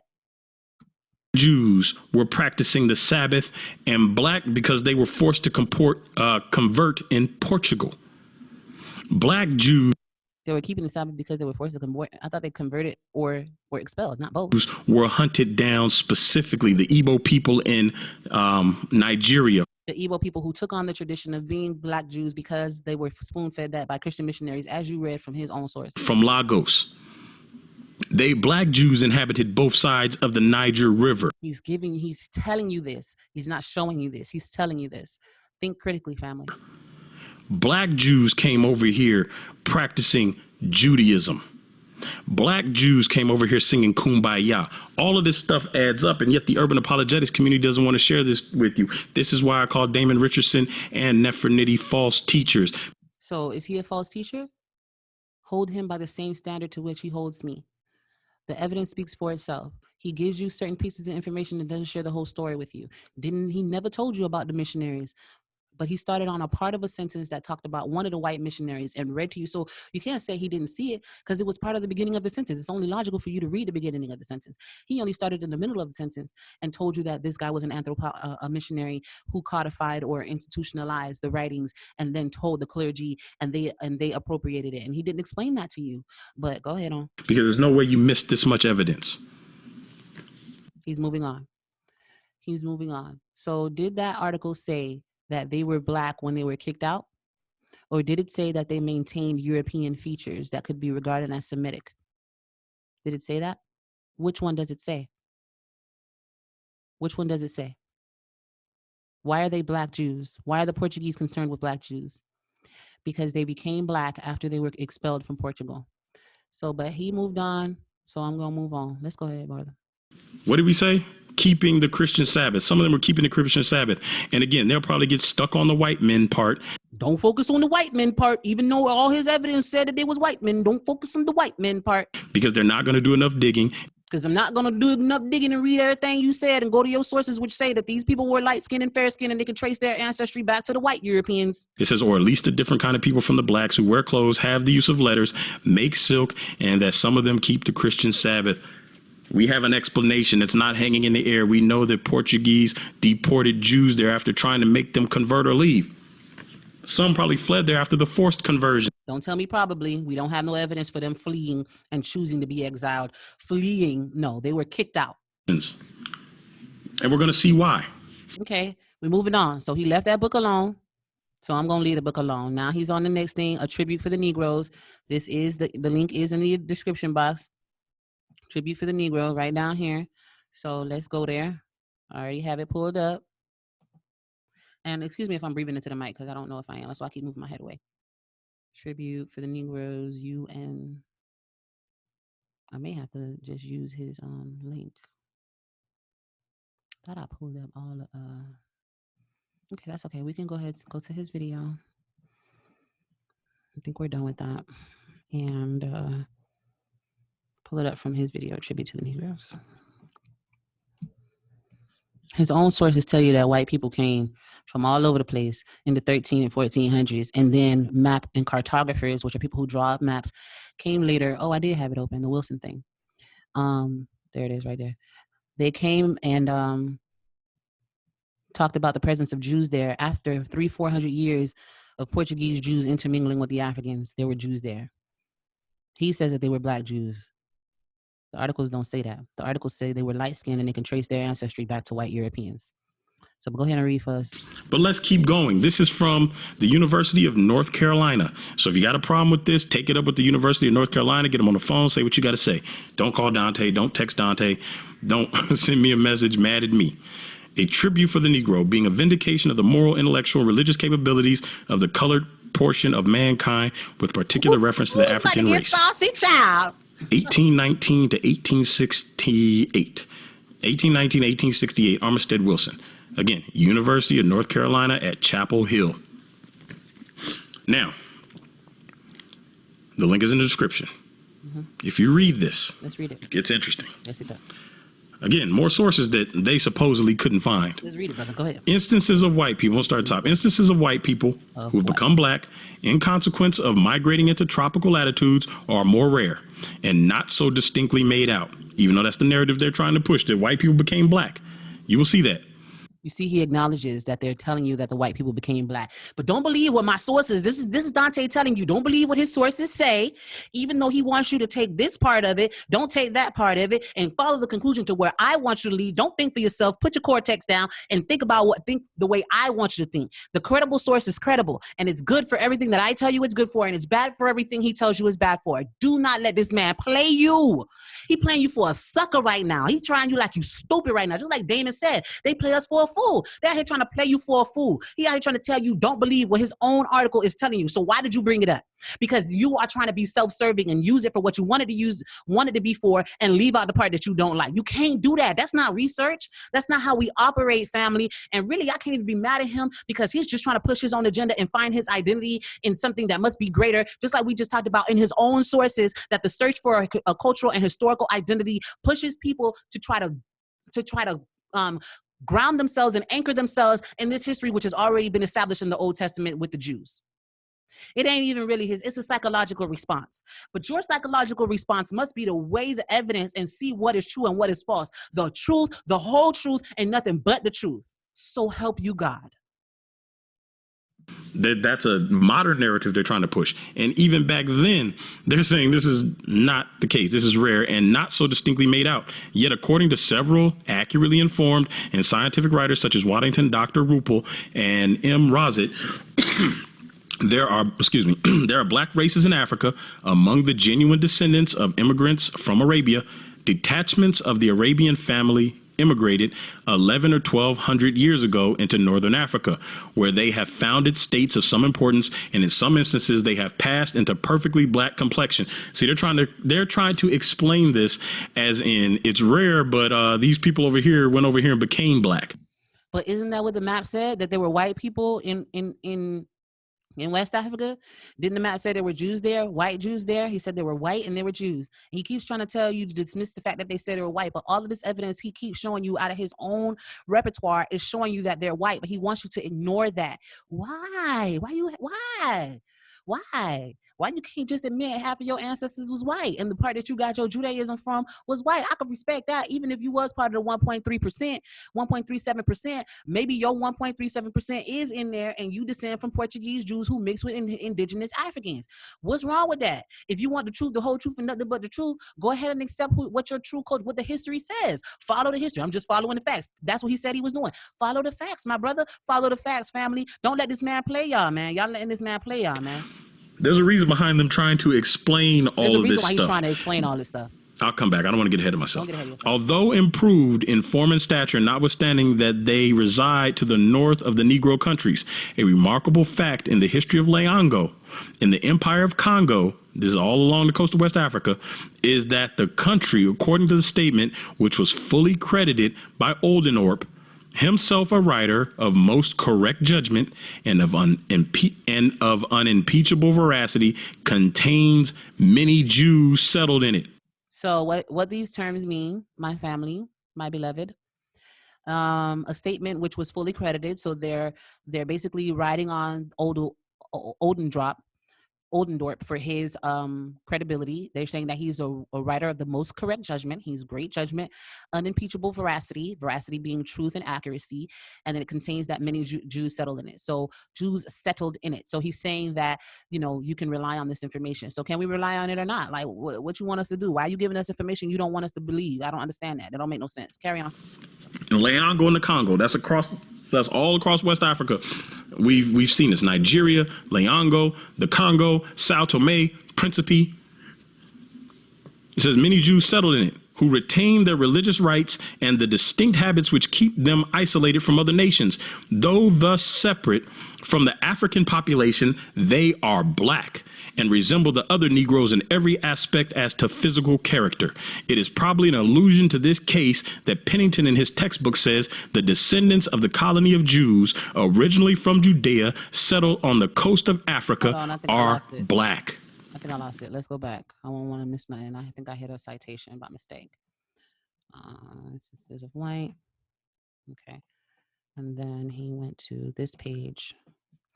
And then he read, who retain their religious rights in the districts, keep them isolated from other nations. Though thus separate from the African population, they are black and resemble other Negroes in every respect. It is probably an allusion to this case that Pennington in his textbook says the descendants of a colony of Jews originally from Judea assembled on the coast of Africa are black. Okay, so that's the last thing he read. So let's let him continue. Let me read that again. Read it again, brother. It is probably an allusion to this case that Pennington in his textbook says the descendants of a colony of Jews originally from Judea settled on the coast of Africa are black. If we go down and we read here, the Portuguese who planted themselves on the coast of Africa a few centuries ago have been succeeded by the descendants. Let me read that again. The Portuguese who planted themselves on the coast of Africa a few centuries ago have been succeeded by descendants blacker than many Africans. What does that mean, brother? One more time. The Portuguese who planted themselves on the coast of Africa a few centuries ago have been succeeded by descendants blacker than many Africans. He read it to you 3 times. Why are the urban apologists not sharing this with you? Why did Damon Richardson not share this with you? Why didn't Nefertiti share this with you? They have no desire to share the truth with you. They have a desire to be right, which has turned them into false teachers willing to get on stage at a truth conference and lie. And then he influenced Nefertiti with his lies. And instead of doing the research and fact checking him like a good researcher should, she instead took the word of some random dude in Africa and used it as a source. And yet we see here, it keeps referencing that these people are black. The Portuguese that came down there were black. Did it say that? It did not say that they were black. He's telling you that it said that they were black, but then he tells you not to believe when it says that they were white. He's telling you a lie, family. I pray to God that you can see this. The man just said they trying to tell you they turned black, but then he turned around and said they're telling you that they came from Portugal black. They're not telling you that. He's telling you that. Nowhere in any of the evidence that he has provided did it say that they left Portugal black. It says that they are identified by Portuguese as Black Jews because they retained Jewish features, and yet they were Black in skin color. And that's the same thing this article is saying. And he skips some other stuff in between here, like he keeps on doing. So let's go back. He stopped here. Coast of West Africa are Black. It says, M. Rose declares that there are many negresses in the Algerine country, whither they have doubtless been brought from the interior of Sudan, and very probably from Hausa, who are of a jet black color, but with truly Roman countenances. What's a countenance? Countenance is a face. So they are jet black in color, but they retain Roman features because they descend from people who mixed with Black folk. They became Black. He's telling you not to believe your own eyes. You gonna let the devil do that? I'm not calling him the devil. Are you going to allow somebody to manipulate you into believing what they say over what you see with your own eyes? In one case, a degradation of resembling that instance among the Irish people has been recorded to have taken place on the oasis of Fazan. The general appearance of the men in that locality is plain, and their complexion Black. The women are of the same color and ugly in the extreme. Neither sex is remarkable for figure, height, strength, or vigor, or activity. They have a very peculiar cast of countenance, which distinguishes them from other Blacks. Their cheekbones are higher and more prominent. Their face is flatter, and their nose is less depressed, which means they point out, and are pointed at the top of the nose than other Negroes. Their eyes are generally small, and their mouths an immense width, but their teeth are generally good. Their hair is woolly, though not completely frizzled. They are dull, phlegmatic people with Black skins, Negro faces, woolly hair, a people descended from the white tribes of Arabia who still speak the language of that country. Remember that these other articles that he said, well, they speak some Hebrew words, also said that they spoke Maghrebian Arab. They also spoke Arabic words. These are a mixture of people. These are white people coming down. These are Arabs coming down. These are white people who are mixing in and becoming Black over time. That's why the sentence that he read to you 3 times says the Portuguese who planted themselves there on the west coast of Africa a few centuries ago have been succeeded by descendants Blacker than many Africans. They're giving you a comparison from when they first got there to the generations thereafter and how they're so Black now. They become Black over time, but he's telling you not to believe the very article he's putting in your face. Don't let somebody else think for you, man. Don't let somebody else think for you. I'm about to press play in a second. Hold on. Give me a second. I'll be right back. Okay, let's go back to sharing my screen. Share computer sound. Okay. So he read that to you 3 times, and then he gave you his own interpretation and told you not to believe what the same article he's quoting reads. Let's move on. The Jews were expelled down there were Black. It doesn't say that. They're keeping the Sabbath. It's the exact opposite. So let's go down here. So if you find that, and so he needed to make you believe that the last thing wasn't true, but only partially true in order for him to make this statement true. So if you believe the last statement is true, it once again desensitizes you and puts your guard down so that you now begin to accept the next article that he's about to present to you and interpret it the way he wants you to interpret it. If your mind has been brought along, I do a lot of studying on how the mind works. If your mind has been brought along from that point to believing, if you allow him to override your prefrontal lobe and think what he wants you to think, then it's easier to hypnotize you and persuade you to believe as he wants you to believe this next article reads. So we're going to pull up the next article and an account of the origins. Yes, this is in his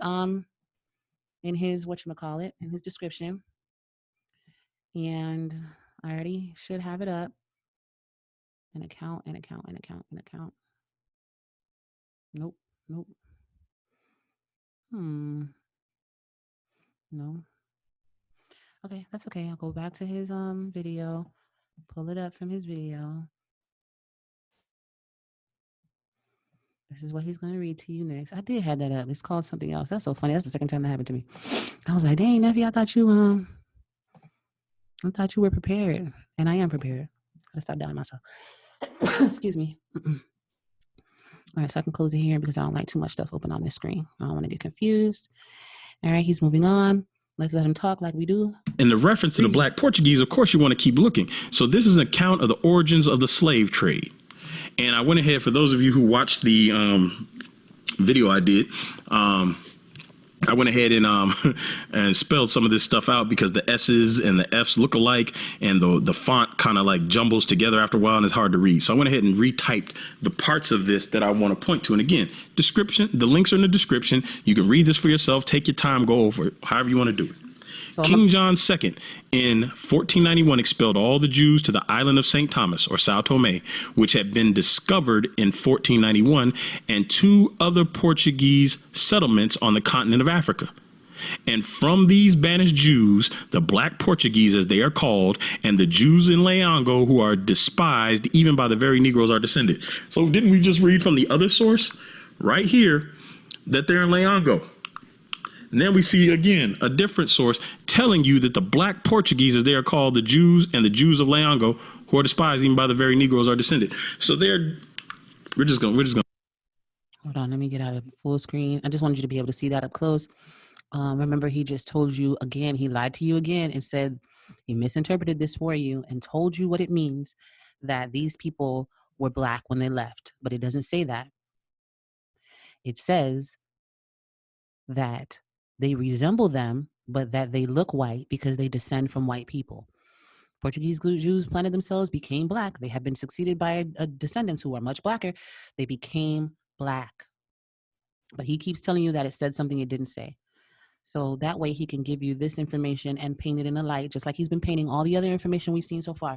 So far, we've seen him talk about a map that says the Jews, there were white people. And he says, forget that part. They were different from other Africans and they kept the Christian Sabbath. There were Jews in the 1760s in West Africa. And we already know that in the 1400s, they were expelled from they were expelled to West Africa from Portugal, and they were white, because their descendants still have the light-skinned, fair-skinned citizens who can trace their ancestry back to the Portuguese Jews who were white people. He's been giving you articles and redacted versions of stories that tell you that the Jews the Igbo people took on their identity from Europeans because they felt like they didn't have an identity. The other article about African Zion from that book, it tells you that Black Hebrew Israelite movement in America became as a result of Black people not having an identity and them searching for one and taking on aspects of a well-known culture and trying to get validity by doing so. So every piece of evidence he's given us so far is either Wikipedia and proves my point that the kingdom of Judah was named Xweda, which he says he calls me a liar for saying, and then all the other evidence that he shows you so far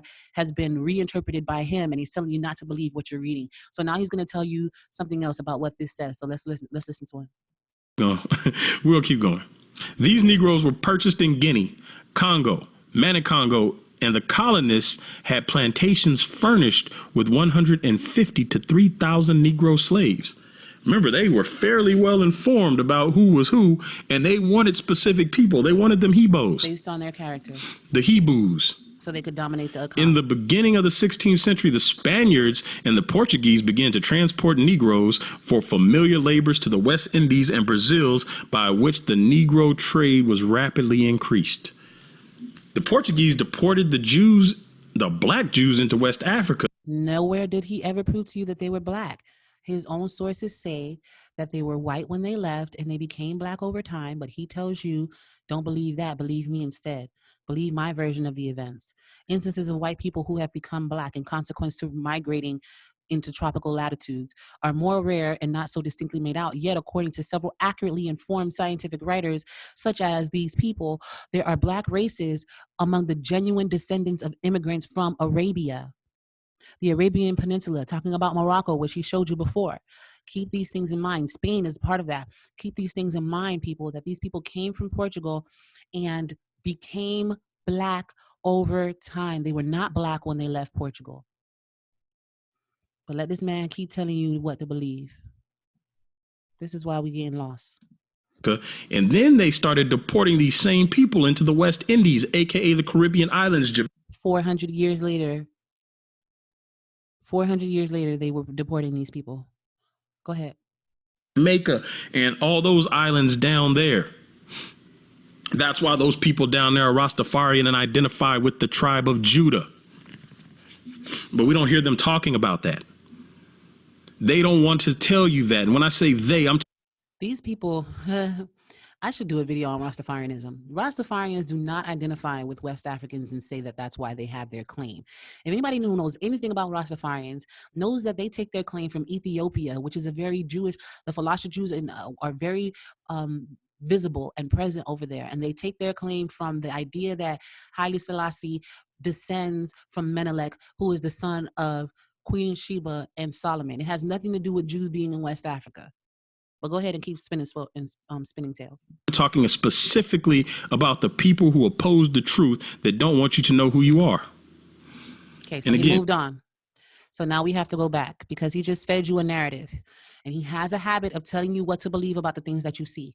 So now I'm going to break down what he just read to you and told you what it says. Just like he did with other things you could read for yourself, he told you not to believe. So King John II in 1491 expelled all the Jews to the island of St. Thomas, which had been discovered in 1491, and to other Portuguese settlements on the continent of Africa.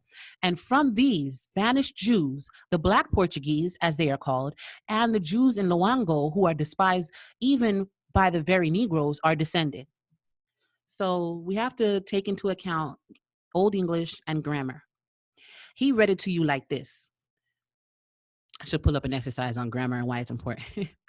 I think I'll do that. Hold on. Matter of fact, let me pause this. How do I get back to myself? Hold on. Give me a second. Let me find it for y'all.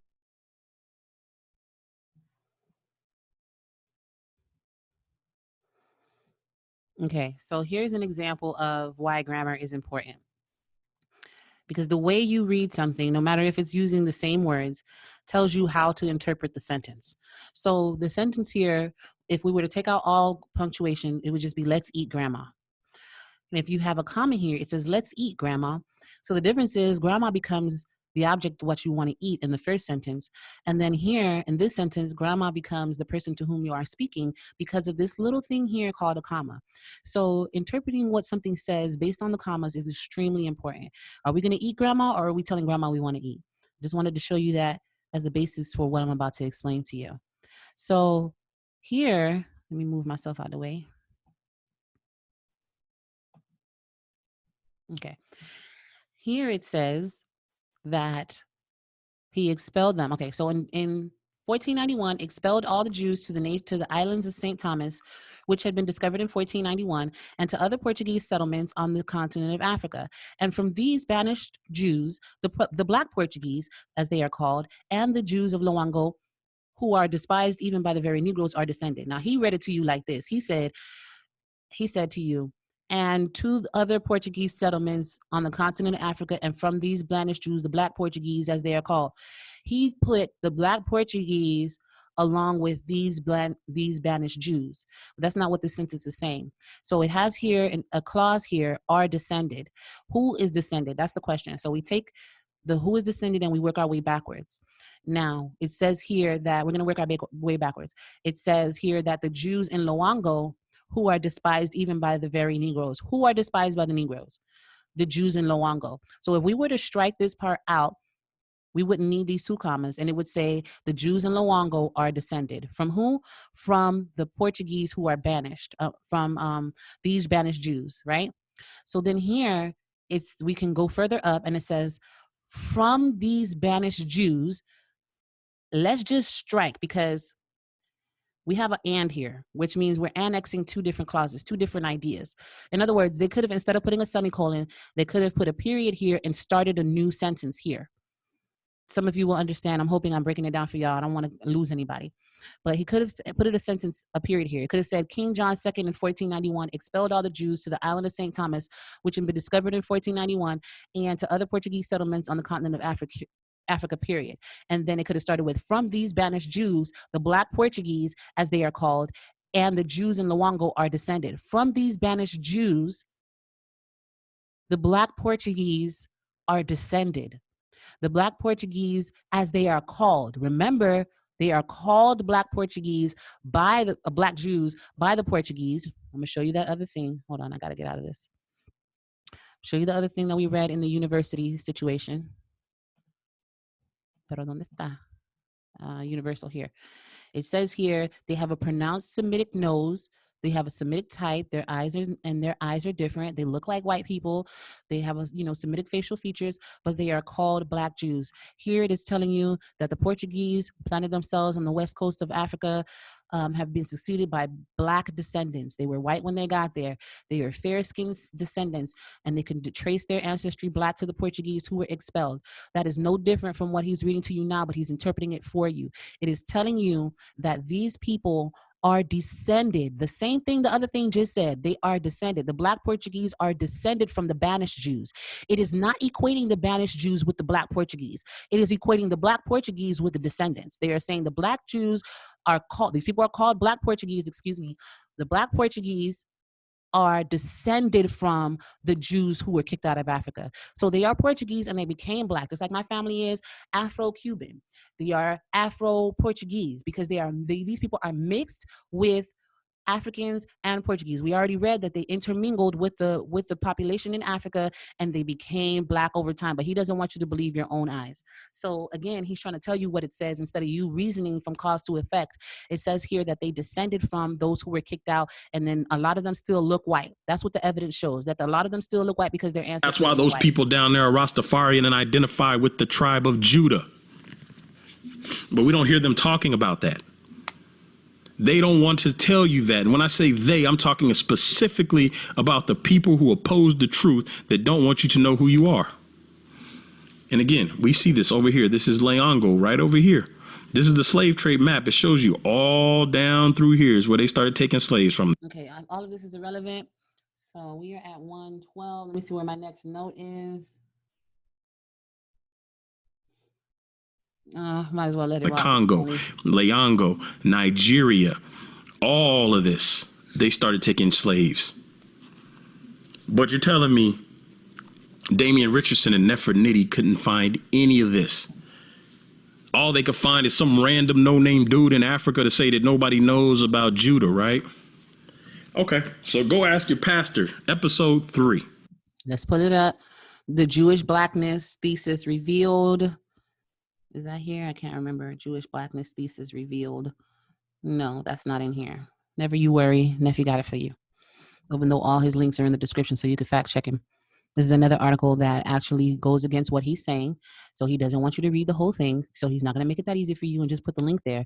He ain't got no problem with linking to some things, but he doesn't link to everything, but that's okay.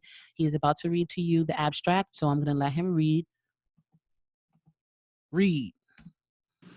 I covered this. This is an attempt to downplay the blackness in academia.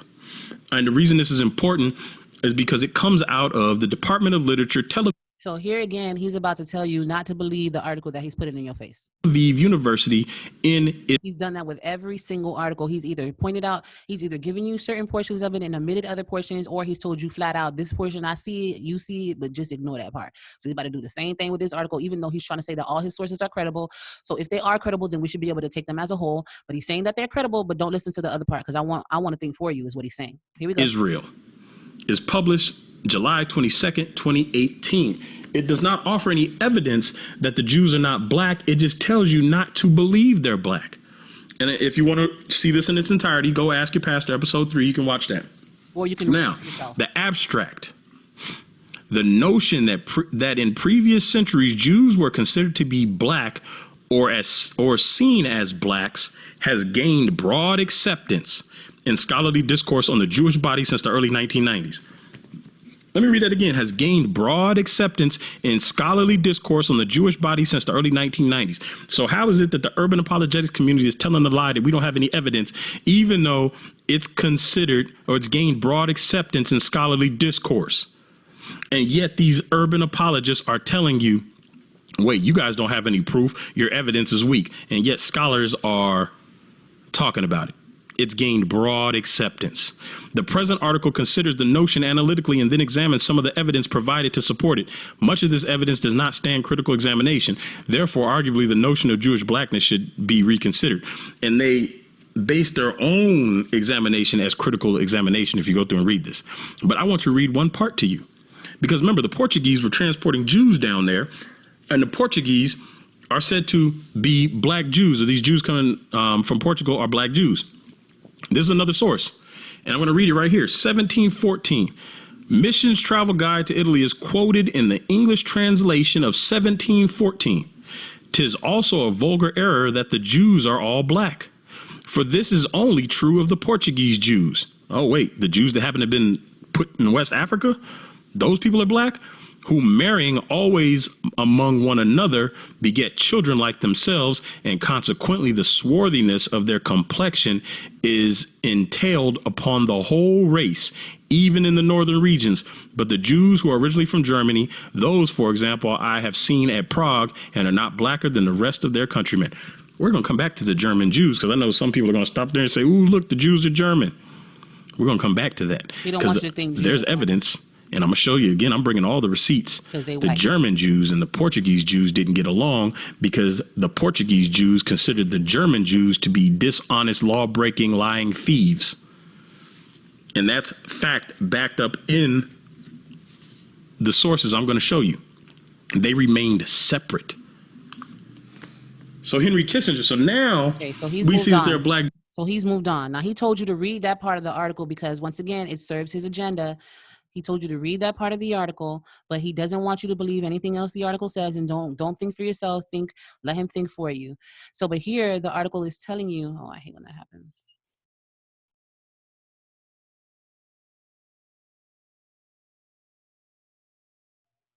Shabu. Okay, here we go. Let's read it. Now, he is under the impression, he's giving you the impression that German Jews are white. Nobody argues against that, right? German Jews are the ones who went through the Holocaust. They're white. Everybody knows that. So he's trying to make it seem as though the Portuguese Jews and the German Jews remained separate. And they did, according to his own evidence that he's about to show you. But the point is, it's saying here that it's an error to think that all Jews are black, right? And then it says, this is only true of the Portuguese Jews who are marrying always amongst another. They beget children like themselves, and consequently, the swarthiness of their complexion is entailed upon their whole race, even in the northern regions. Swarthiness is not blackness. Swarthiness is like a ruddiness. It's like being tan. It's dark skinned. It doesn't mean black. And in several instances throughout history, it's telling you that there are people who are darker than other people. Like, for example, they say Italians are more swarthy than other individuals because their skin is darker. But it doesn't mean black as though like black. Notice you never see anything in here that says black. You see darker. You see dark. Okay? Swarthy. So that's what they're saying when they say black here. They're saying that they're darker. Now, let me ask you this. Let's just read it for yourself. Don't allow me to think for you. Don't allow him to think for you. Read it for yourself. But the Jews who are originally from Germany, those, for example, I have seen at Prague, are not blacker than the rest of their countrymen. Why would it say blacker than the rest of their countrymen? Are the German Jews black? He gonna argue you down that they white. They're white, but they're not blacker. So again, swarthy doesn't mean black. Swarthy means dark. And in this instance, the word black is being used as dark. It doesn't mean black. That's like a European who goes on the beach and gets a tan and then gets up and says, oh, I'm so black. Are they black? They're not black. They're just darker than when they got there. And so this is what this is saying. Read it again. But the Jews who are originally from Germany, those, for example, I have seen at Prague, and they are not blacker than the rest of their countrymen. They are not darker than the rest of their countrymen. They're still white. But don't let me think for you. Read the article yourself. Clearly, Mission argued against the notion that Jews were black. Dante don't want you to see that. But this was just a minority position against the backdrop of vulgar error to which he objected. The Mission quote, however, is a case of mistranslation. First, in the French, it is simply an error, not a vulgar one. It's just an error. Most importantly, Jews are all black is a mistranslation. Tous les Juifs sont bassanés. All the Jews are swarthy. That's what it tells you. The original says swarthy. It doesn't even say black. It says swarthy. And if anybody reads French, I suggest you hit up this article and go ahead and dissect that for yourself. It says they are swarthy. So this quote that he's using, he knows that it's not valid. He knows that the article is arguing against it. Why did he even pull this up? This is what I can't understand for the life of me. Why would you use something that you know can be so easily discredited? It's because he takes you for a fool. It's because he's writing on your laziness, your intellectual laziness, and your ignorance. He's writing on the fact that you're not finna look this up for real. He didn't even provide a link to this one. He did not provide a link to this one. We already checked the description box. It's not there. So he's waiting for you to just take his word for it, just like he did with everything else. But he knows if he read this article that the word black in this quotation is the mistranslation. It's not even supposed to say Jews are all black. More importantly, Jews are all black, which they're quoting from right here, is a mistranslation of tous les juifs sont bassanés. All of the Jews are swarthy, dark white.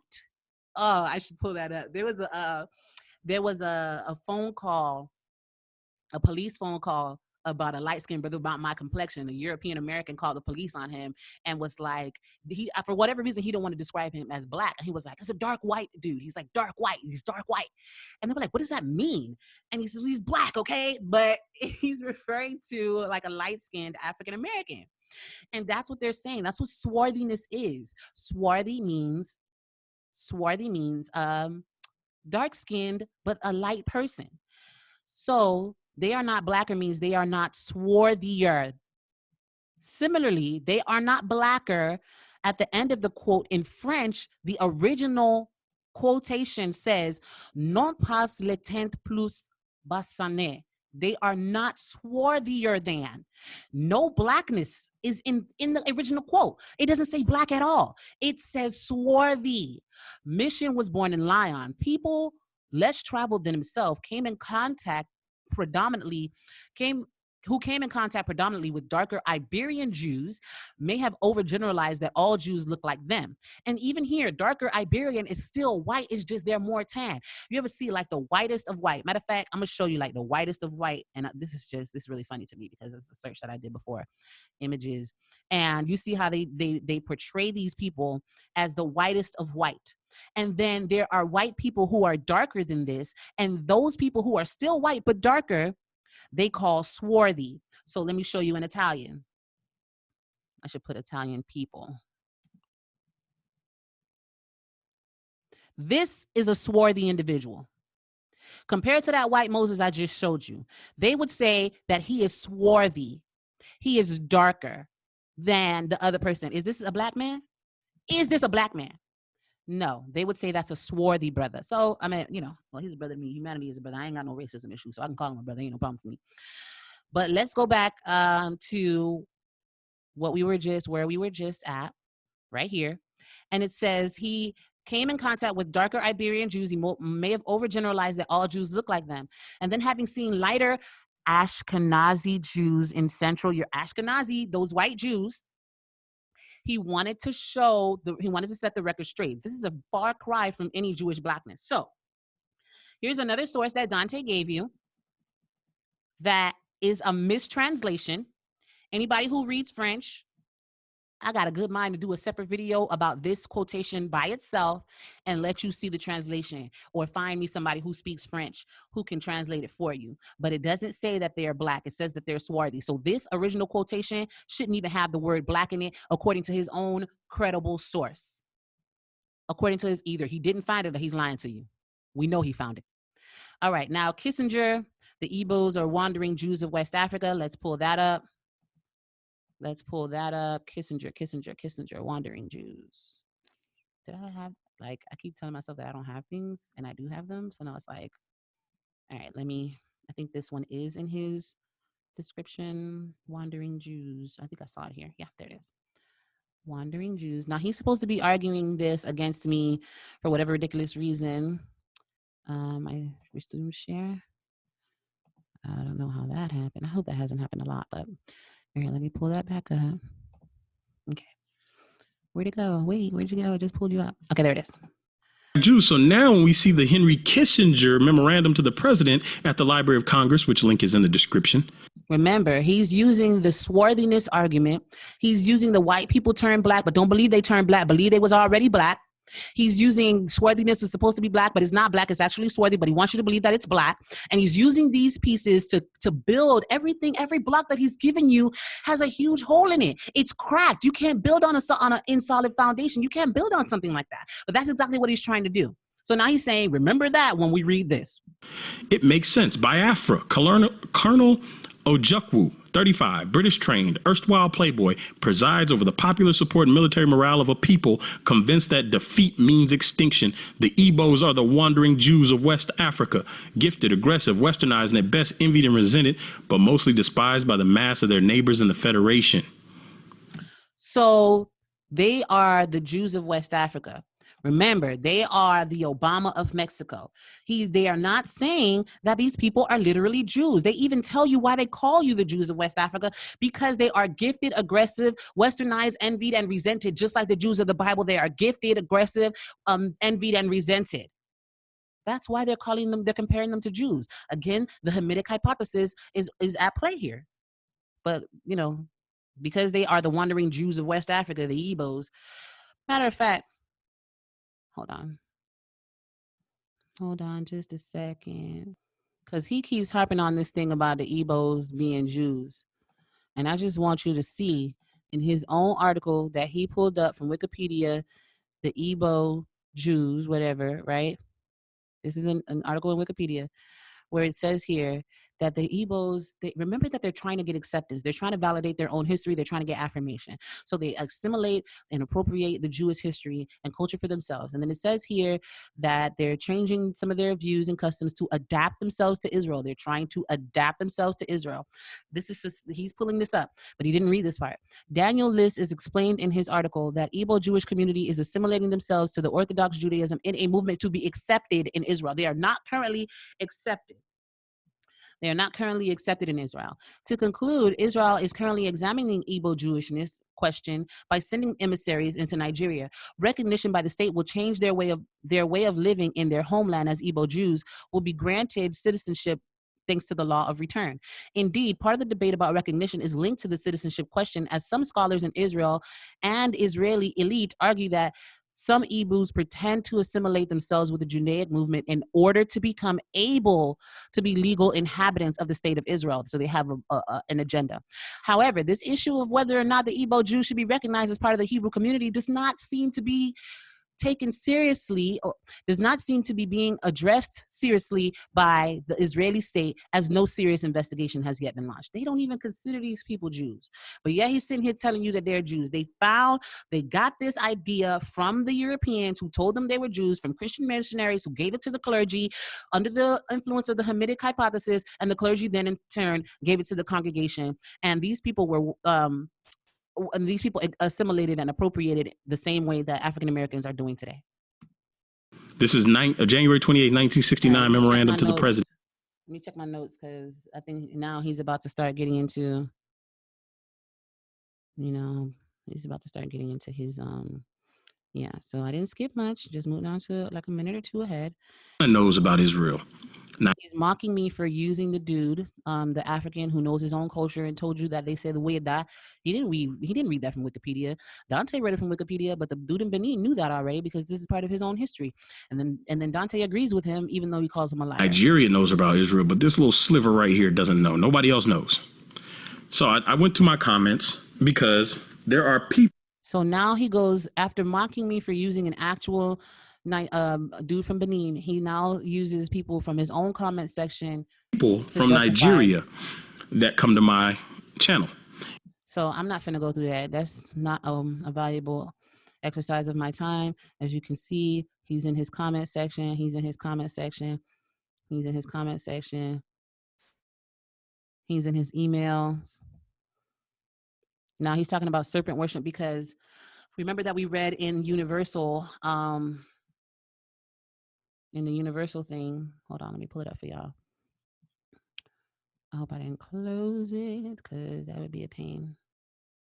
There it is. In Universal Geography, when we were discussing Xweda,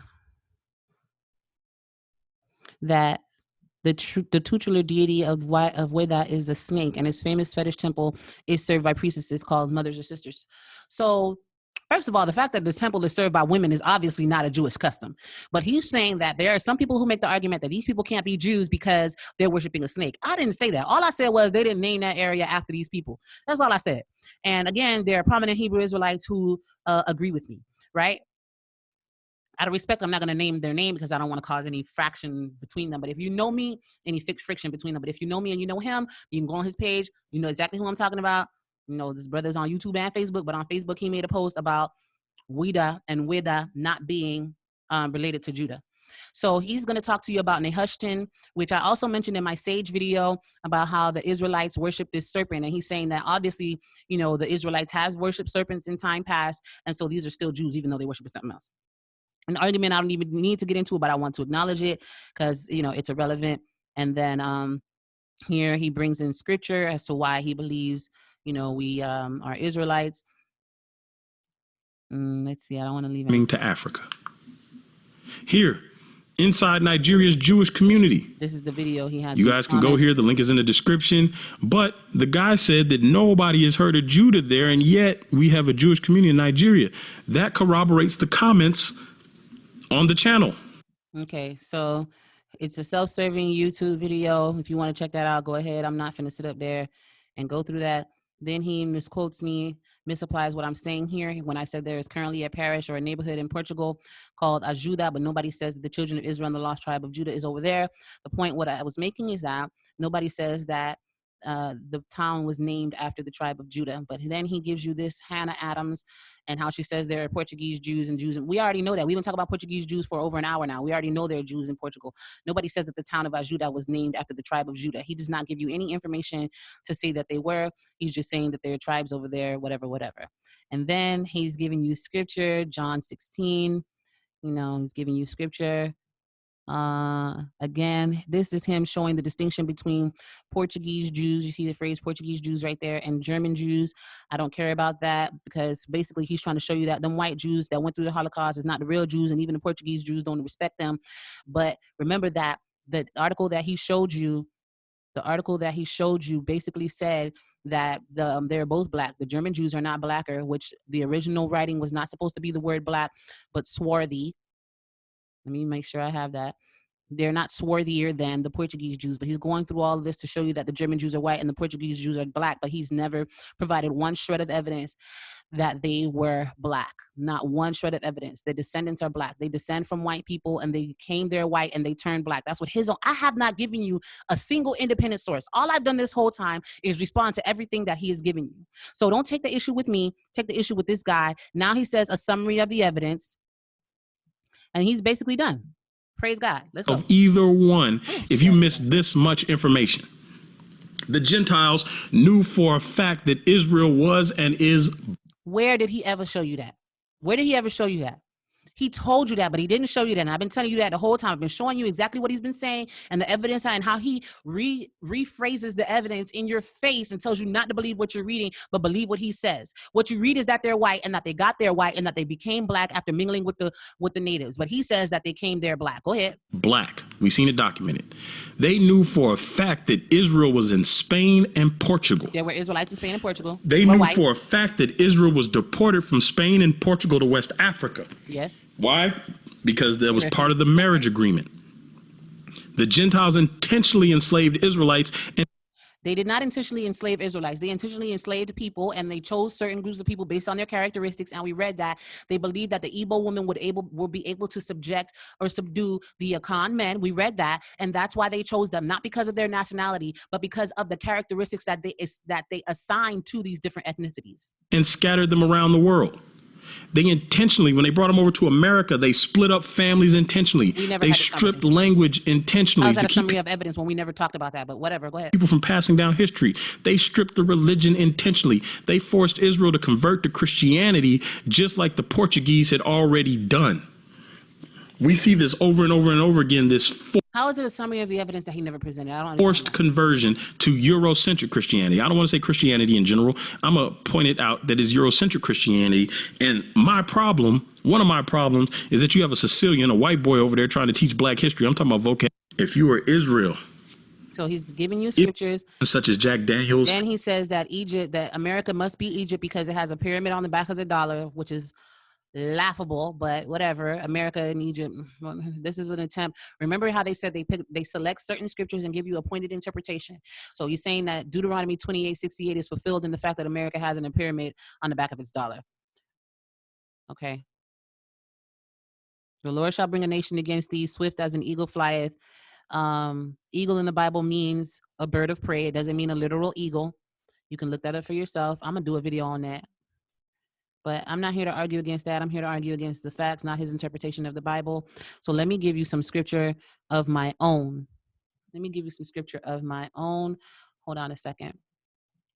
Because I hope y'all realize what happened. He gave you a summary of the evidence that didn't even summarize what the evidence actually said.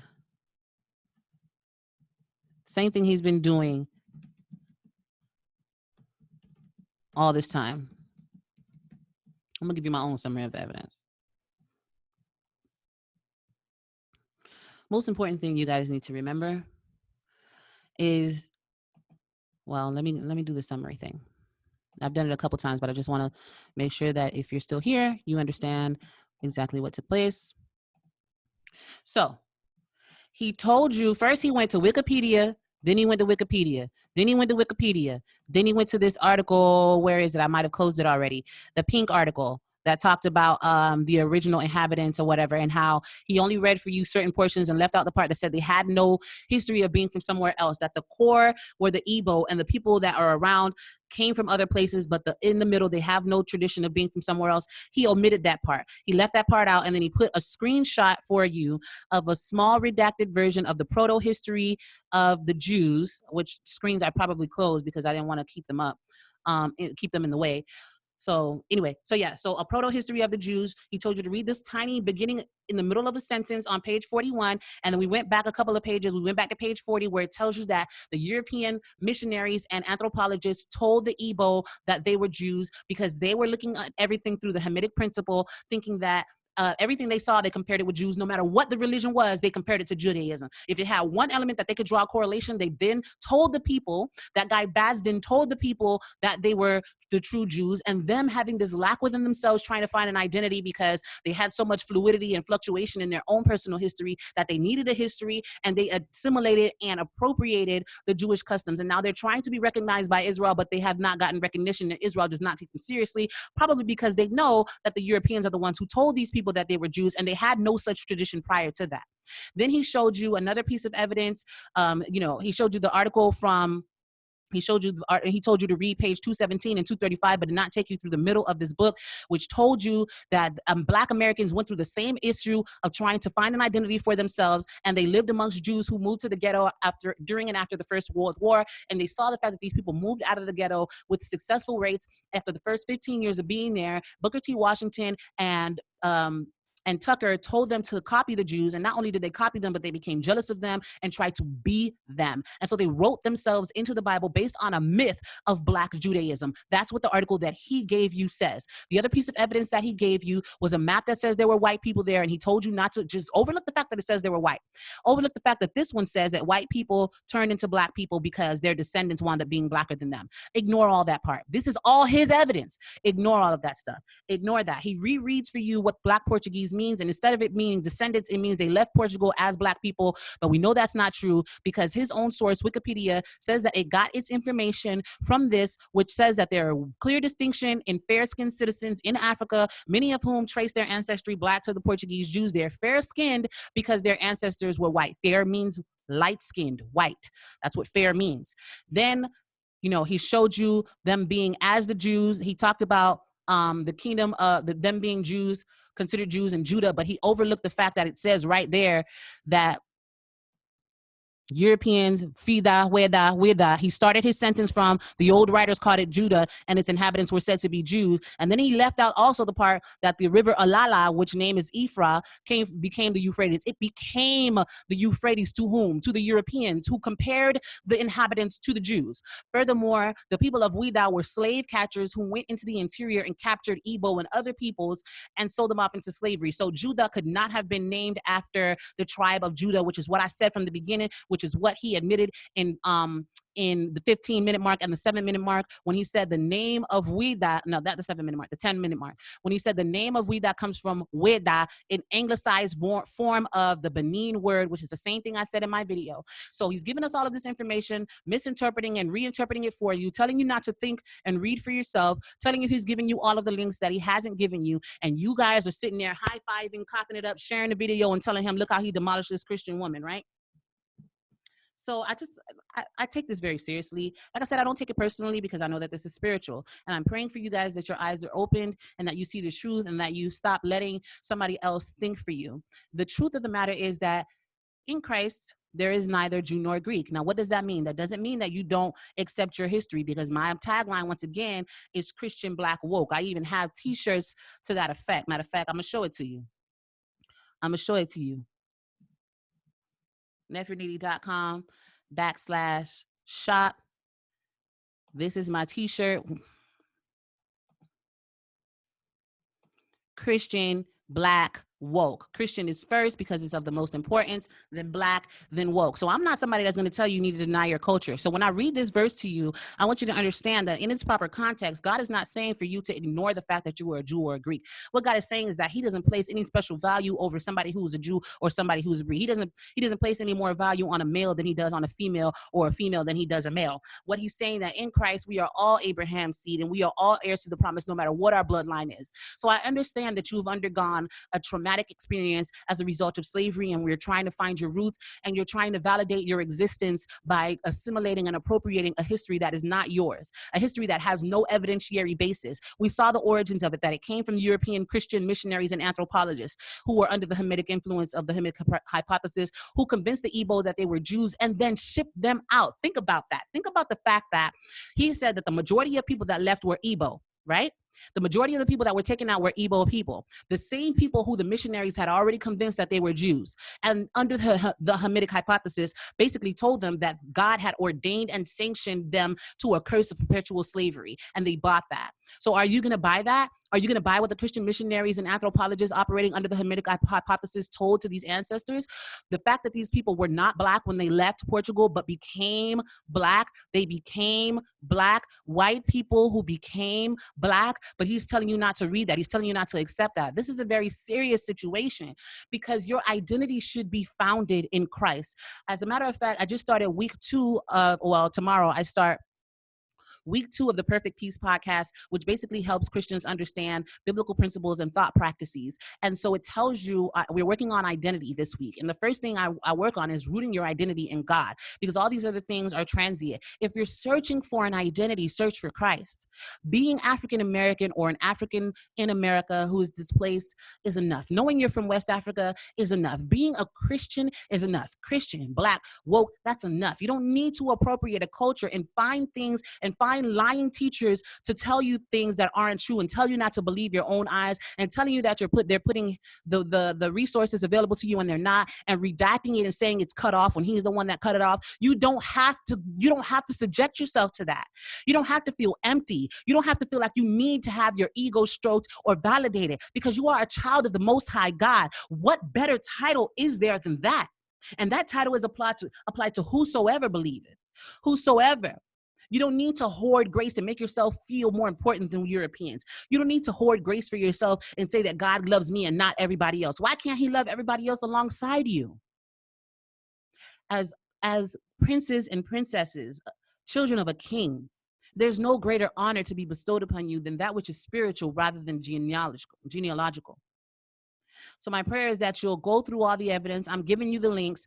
And please, Mr. Dante Fortson, please don't ever come for me again, because I don't know you. You didn't respect me, and I don't engage with disingenuous people. Hold him to his own standard. He told you that either the information had not been found or that the person, I and Damon, were lying to you. He said there's only one or the other option, and there is no in between. And we know that he found this information because he's the one that put it forth in his video, and yet he didn't give you the whole story. Tell the truth, the whole truth, and nothing but the truth. So help you God. Stay Christian, stay Black, stay woke.